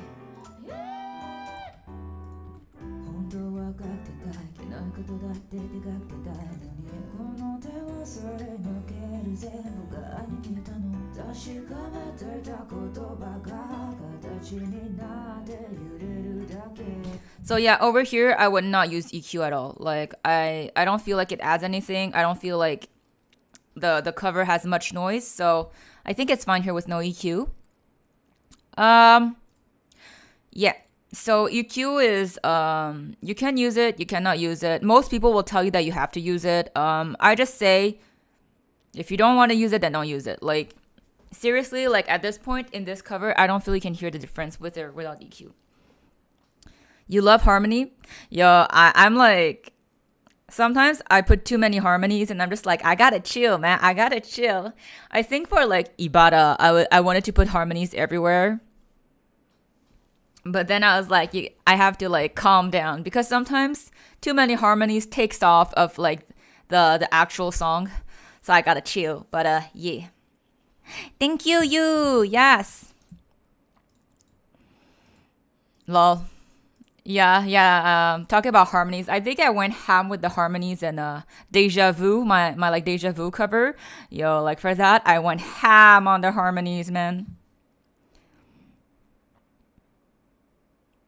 For harmonies, what I do recommend as a trick is that if the original song already has harmonies, just listen. Listen to what harmonies the artist makes and try to like reproduce them.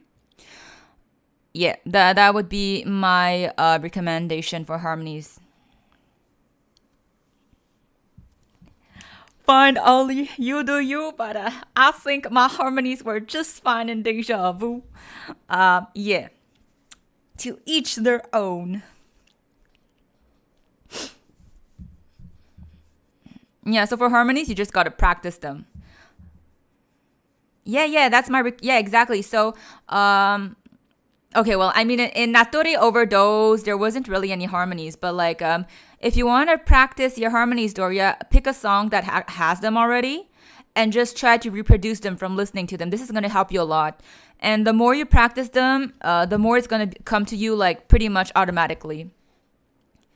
Lol, Ollie, I'm just joking with you. No worries, man. I'm just teasing, We all joking in here. But yes, harmonies, it's just practice. If you want, if you have access to a piano or a guitar, like you can even practice harmonies on instruments.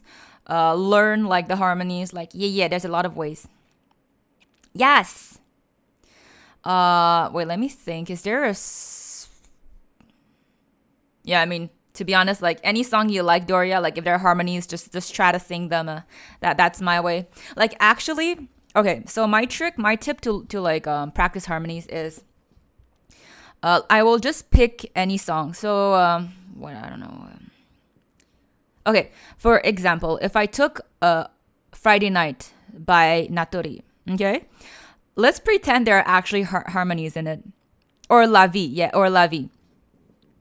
I will play the track and I will sing the harmonies while the singer is singing the main vocal. I don't know if you guys get what I mean. So I will put the song, let's say I put Friday Night by Natori. I listen to it, and while he sings the main vocal, I'm going to sing the harmony. So I actually get practice while I'm listening to the original song. And also you can hear right away if your harmony is accurate or not. So look, I'm going to listen to myself. Okay, look, I'm going to give an example.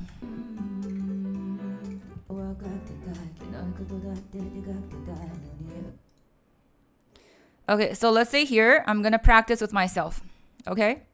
I'm going to sing over my own voice, but while singing the harmonies. Just to give you an idea of how, like, sometimes I practice.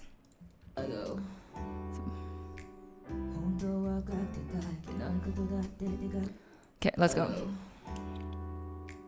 本当はかけたいけないことだって高けたいのに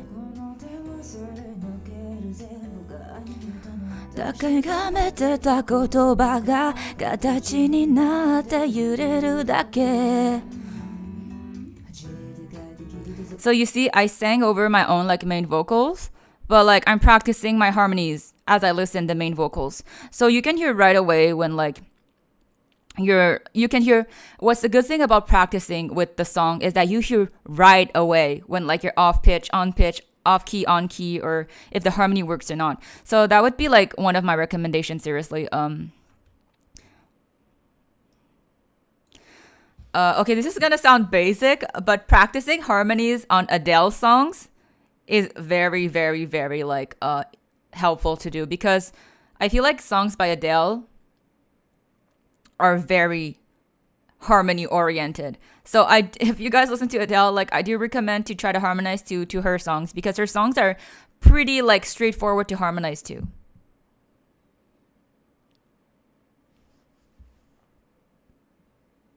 Oh, you can also automate it if you use Cubase. Oh, that's cool then.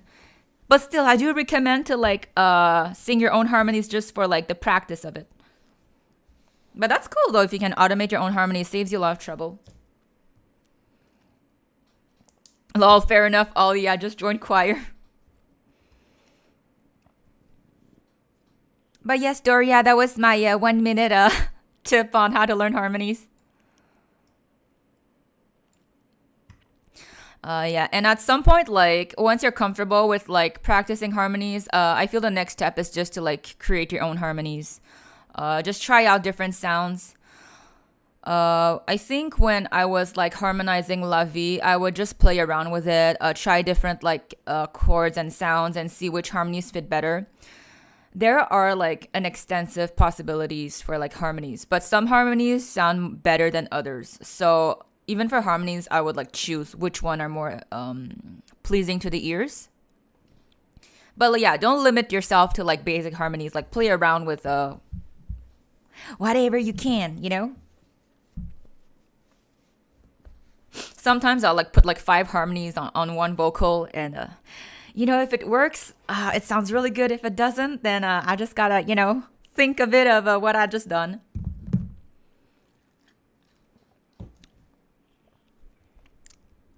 So yes, I think that's pretty much it for like a simple editing of how like I would like, this is pretty much the most basic steps I would do to like editing an acoustic song.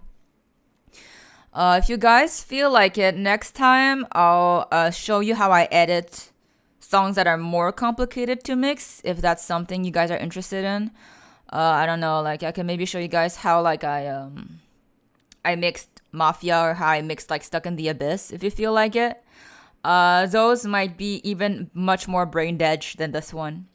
Even I might go brain dead when I show you how I edit those, because I remember I was very brain dead while mixing Mafia and Stuck in the Abyss. But yes, if it's something you guys want to know, definitely I could show you guys how I edit songs that require more plugins and audio effects. But yes, compressor, reverb, glue compressor, EQ, I think those are pretty much the basics. It's okay, Ali, it's normal that you're dead. The first few times I tried to edit on my own, I was also crying inside, you know.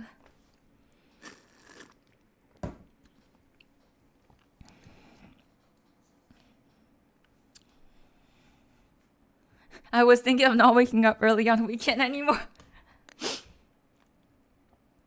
Are there any other questions, my homies, my darlings? Any other questions? Any like thing you're confused with still, or anything you want me to like repeat, or could be anything. Any tips you would like on something? Oh, for recording, my tip. Okay, let me play some music. It's kind of lonely.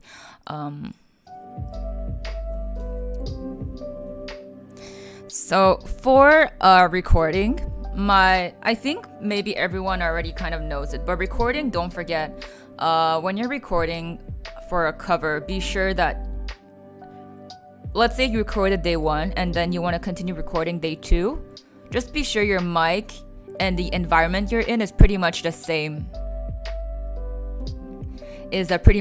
Because or else if you record, if the first time you recorded in your room with the door closed in a certain corner of your room, and the second day you record in another room with the door open, it's not gonna sound the same, and you're gonna hear the difference in your recording. So just be sure you always record pretty much at the same space in the same conditions.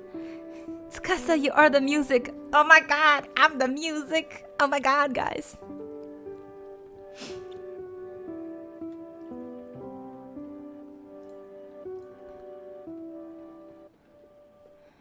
Just play the music you just mixed, guys. If I play everything, y'all are not gonna listen to the cover. I mean, I gotta save some for the cover that's about to premiere in some minutes, you know.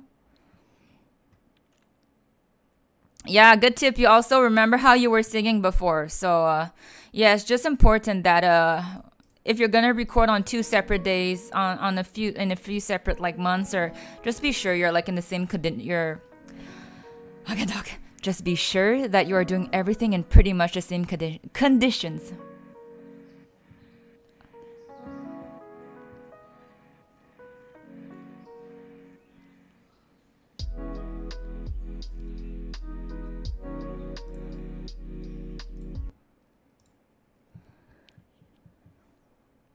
Or just play just play my other covers? Yo, that's awkward, man.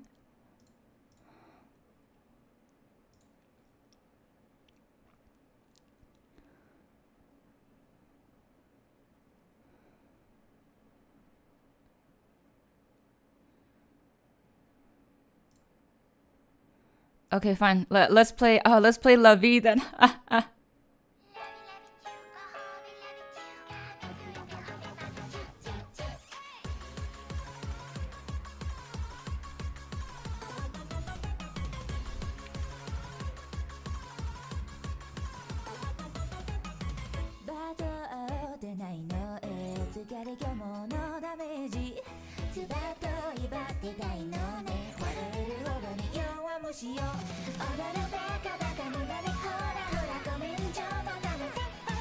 Oh, I don't have all the mixes on my PC. Like most of it are like on my Mac, because that's where I mix everything.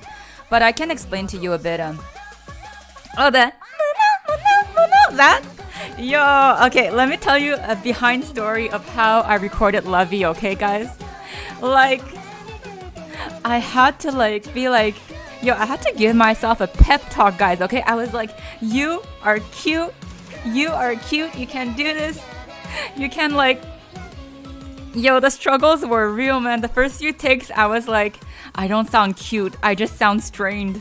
So, when I record things that or I have to play with my mental personality, I'm giving, yes, method acting.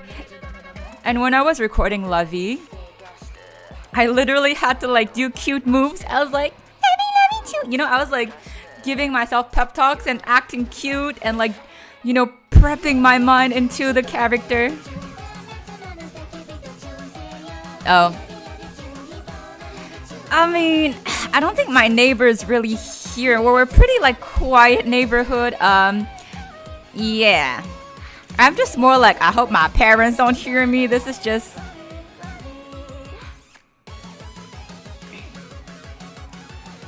And like La Vie, like okay, I'm not gonna lie, some notes were so high. And I was like, oh my god, like some harmonies actually I had to like practice because it was too like high. Like La Vie, just like love you too. Oh, it's already here. But yeah, especially the love you too. Like this part, I was like, oh my goodness. And even the harmonies, I was like, you know what, Tsukasa? Harmonies gotta be cute, voice gotta be cute, you gotta feel cute, you gotta sound cute. You just gotta like embody the cuteness. I was like, and when I was done with La Vie, I was like, okay, you know what?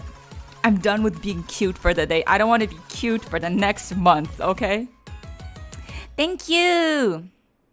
I had a really good time recording the harmonies actually. I think my favorite harmony for La Vie was wait, what was it? What was the harmony? Oh man, I forgot the harmony. But yeah. The harmonies in La Vie were very fun to record. What's another cover that... Oh yes, I don't know if you guys heard this one.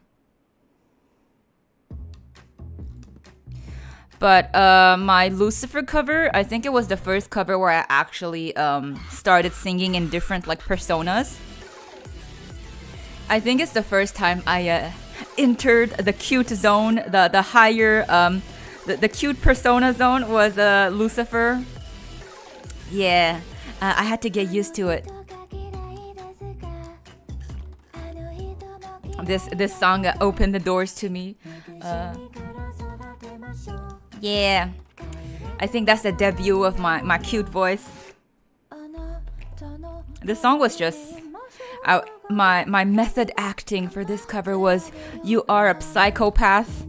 You have personality issues. So you just gotta be that.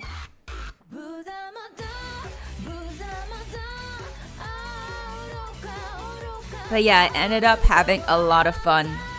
Yes! Yeah, by the end of it, I actually enjoyed this so much. This was so fun to record. But yes, as we said earlier,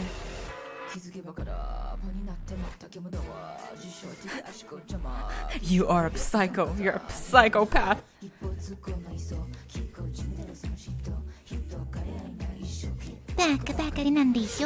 Yes. So this was a very eye-opening cover. To sound of psycho, yes, I'm a psychopath, guys. Okay.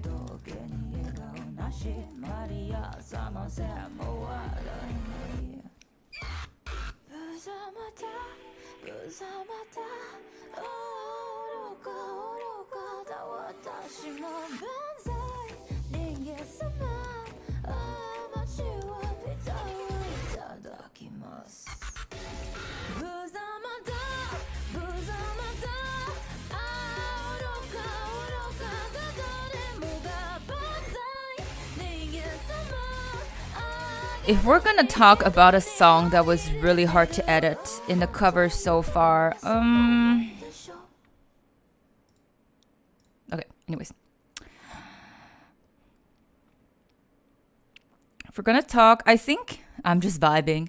I think the song that was the hardest to edit so far in all of the covers I've done, let me think. Okay, actually, the Canaria cover, I think it was my first time like hardcore mixing. Like,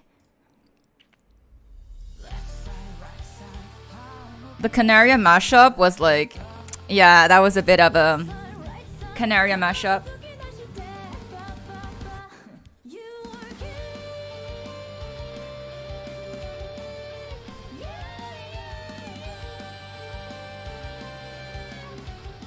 This one, Canaria mashup. where I did like a mix of King, Queen, and I.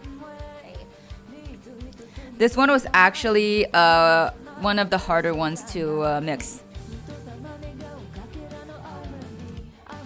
I mean, it was fun to sing, but when I had to start mixing it, I was like,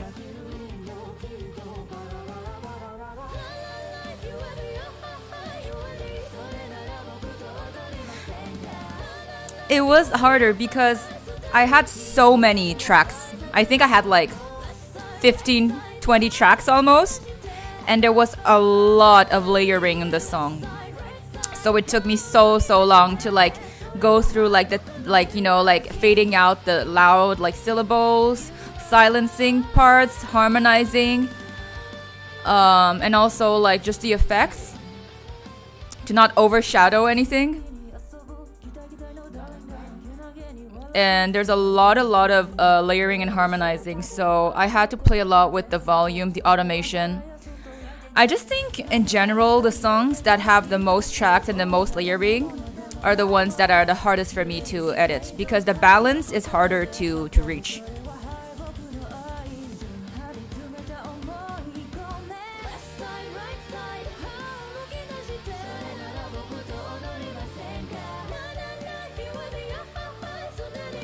The songs I enjoyed recording the most, I actually really enjoyed recording, wait, let me just go through my...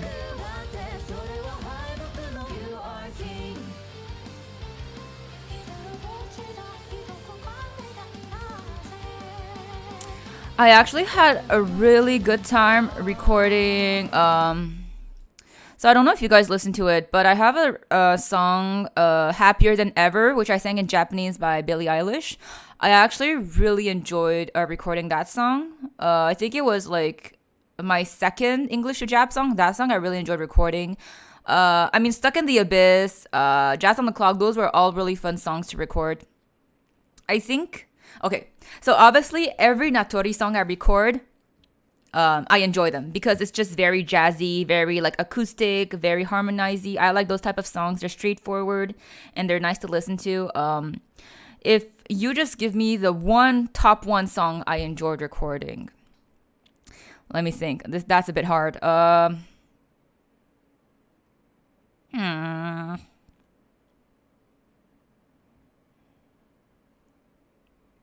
You know what? I'm just gonna say like Stuck in the Abyss. Like Stuck in the Abyss, it was one of like the songs I really enjoyed recording the most because I played a lot around it. It was a very rock song. I had a lot of fun like layering and adding in harmonies.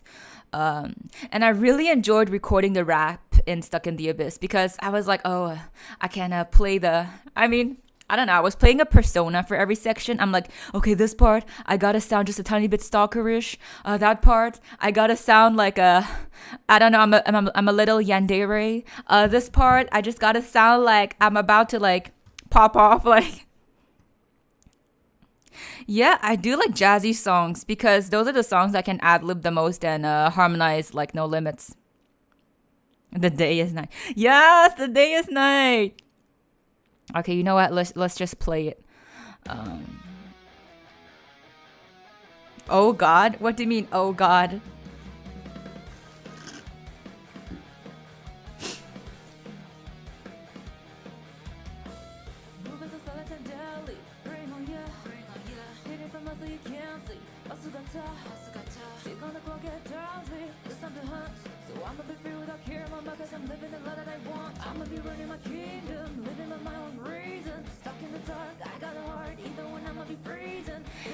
Yeah, maybe it's because of that.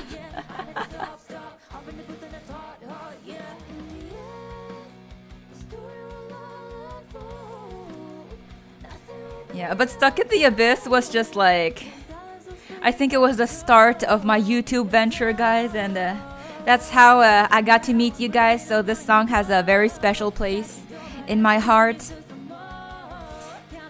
It's 0 and then I go. But for now, I'm stuck in the abyss. Stuck in the Abyss actually took me, I think, a few times to record, because the first time I recorded it, I feel like I didn't sound like gritty enough. I didn't have like the grunge sound enough. I sounded too like soft. So it took me a bit of a time to get into the fierce vibe.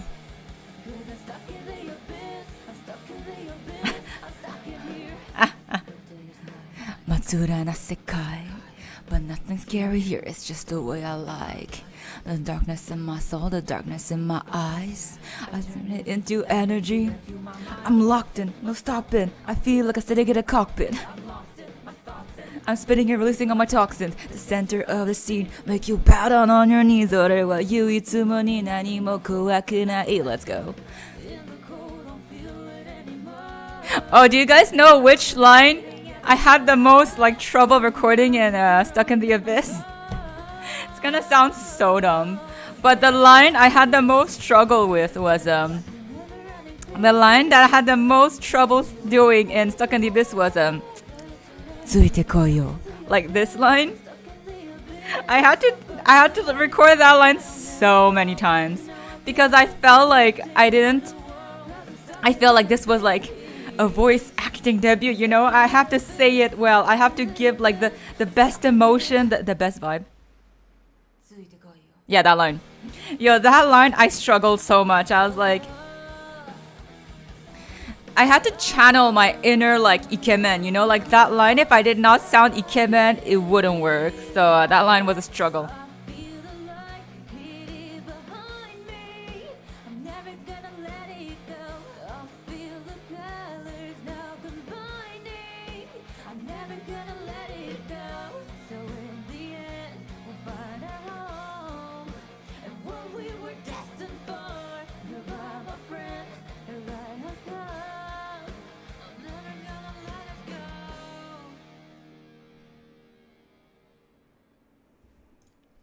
Yeah. So this was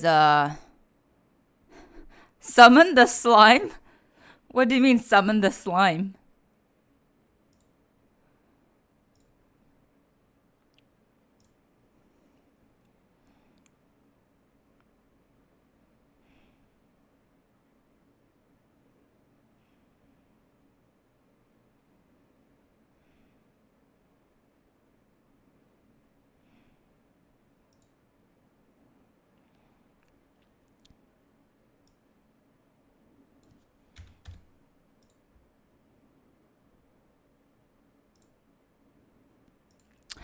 Damn.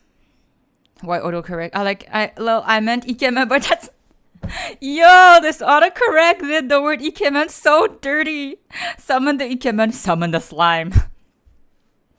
Wait, I want to see if I can watch the premiere of my cover with you guys. I want to watch it together, but I'm a freaking noob. I don't know how to do this.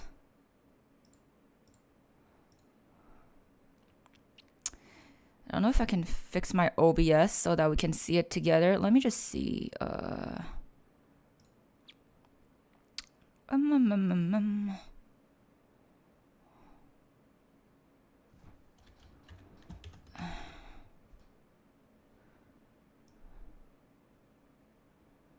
want to see if we can watch it together. Let me just adjust this a bit.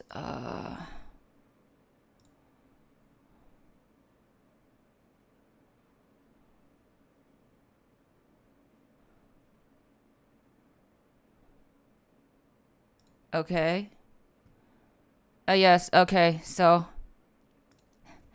starting soon, homie. Okay. Let me just adjust this. Oh wait, I'm just gonna close. Okay, I'm gonna close this now.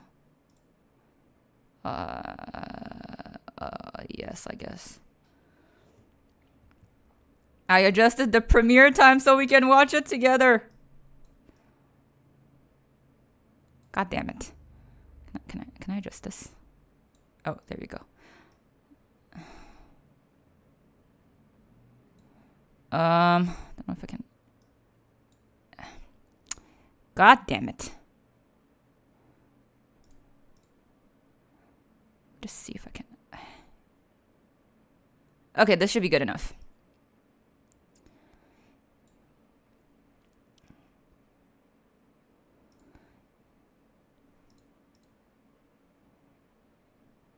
But if I swap, I cannot talk to you guys though. It's just wait, what time is it premiering at? It is gonna premiere in 9 minutes, guys. So we just gotta wait 9 minutes together, guys, and we can go watch it.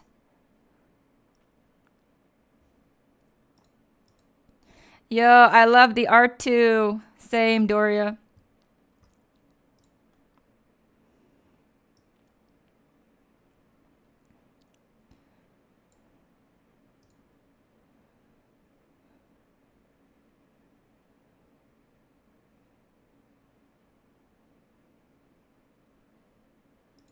Okay, well, we're just gonna wait 8 more minutes in silence together, guys, and yeah. Then I guess like if you guys want, I'll just like we can end stream in 8 minutes, and I'll see you all in the chat for the video. But yes, guys, I hope this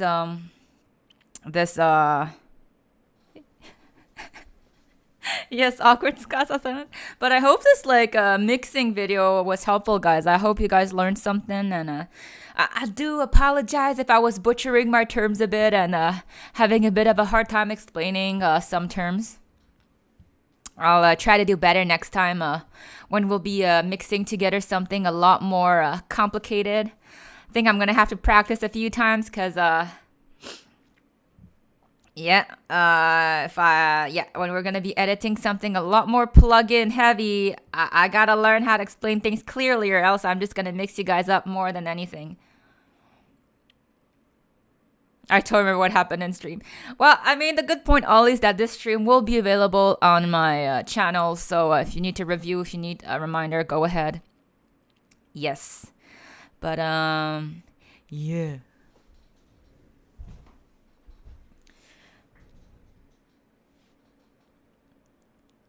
You're welcome. Brain cells are gone. I don't think I will make it to the next mix. I mean, the next mixing stream is not like next week. Like probably gonna maybe like in a month. Yeah, I don't think I can do mixing streams all the time. I would die too. Like I already mixed a lot during the week. If I mix more during the morning, guys, I'm pretty much dead. You're welcome. It was my pleasure. I'm happy y'all were interested. Yeah, I'm actually thinking like I would really like to do one stream where I'm just like reading stories to you guys. Would you like that? Would you guys like me to tell you guys a bedtime story sometime? I feel it would be very soothing and fun. And it could just be like a nice way to end the day sometimes. I'd be down to do that. Doria tip. If the mix isn't good, just like mix it better. Like seriously, is your arm tired? Mix harder, damn. Always gotta love those Doria tips. Yeah, I just have to make sure the stories I read are like copyright free, or that I have like the rights to read them. So I think like I might have to reach out to like some authors and be like, is it like okay if I read your story to my peeps? But the only thing is that I can read stories, but like you guys all don't have the same time zone. So like for some of you guys, it's gonna be like a morning story. For some of you guys, it's gonna be like a bedtime story, and for some of you guys, it's gonna be like an afternoon tea time story. So that's gonna be a. What kind of stories do you want to hear? Like I don't know, like a angsty story, a sad story, a happy ending story. A morning story to get you ready. Yo, what if I read you guys a story that's so depressing that y'all just end up wanting to go back to bed, and like that just be like anticlimactic for your day, you know? I can't compete with Doria. Yo, Doria just like that's a skill right there. No sad story. Oh man, I wanted to read like some bittersweet, like sad ending story, and be dramatic. Okay, guys, 4 more minutes before premiere. We got this. I'll be sad the whole day. Okay, fine. I'll try to find something like. If it's not bedtime for you, it will be. Exactly. Okay, maybe. Fine, I'll find a story with happy endings or something a bit more like on neutral. Well, maybe I'll make some. Oh, maybe like I'll find like a story where there's like different episodes and chapters, and I'll make this into a series, like a playlist called Susan's bedtime stories, and then like maybe I can maybe I don't know, find a book or like a fan fiction, guys, with multiple chapters.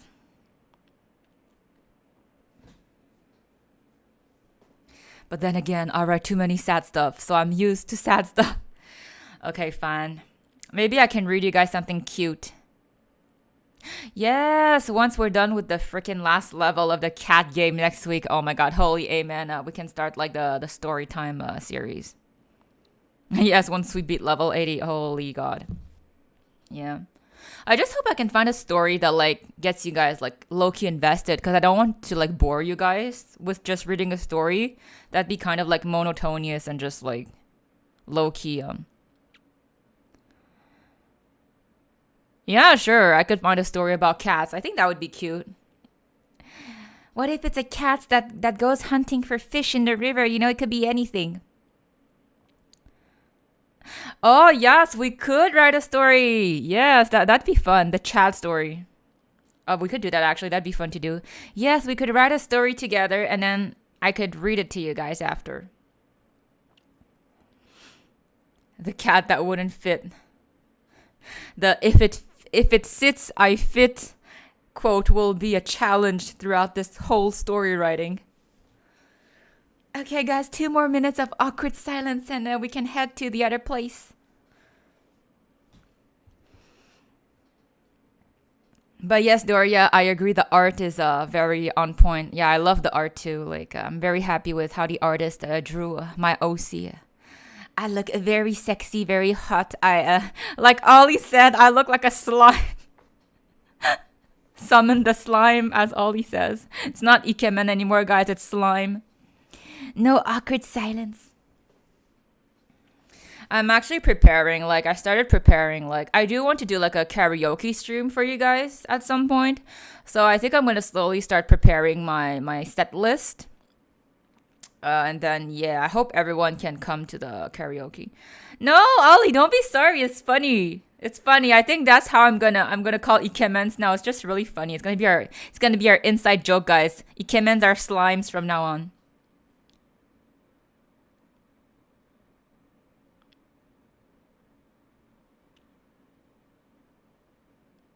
Yeah, but for the karaoke one, I would probably just put instrumentals. Yeah, just instrumentals for karaoke. I'm gonna do like a set list. Yeah, for that karaoke, it's just gonna be BGM. And I'm gonna try to like figure out to make my reverb work better. But yeah, oh, it's premiering in a few seconds, guys.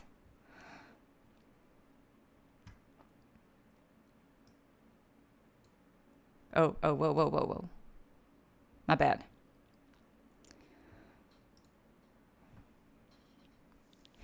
Hey, let's go.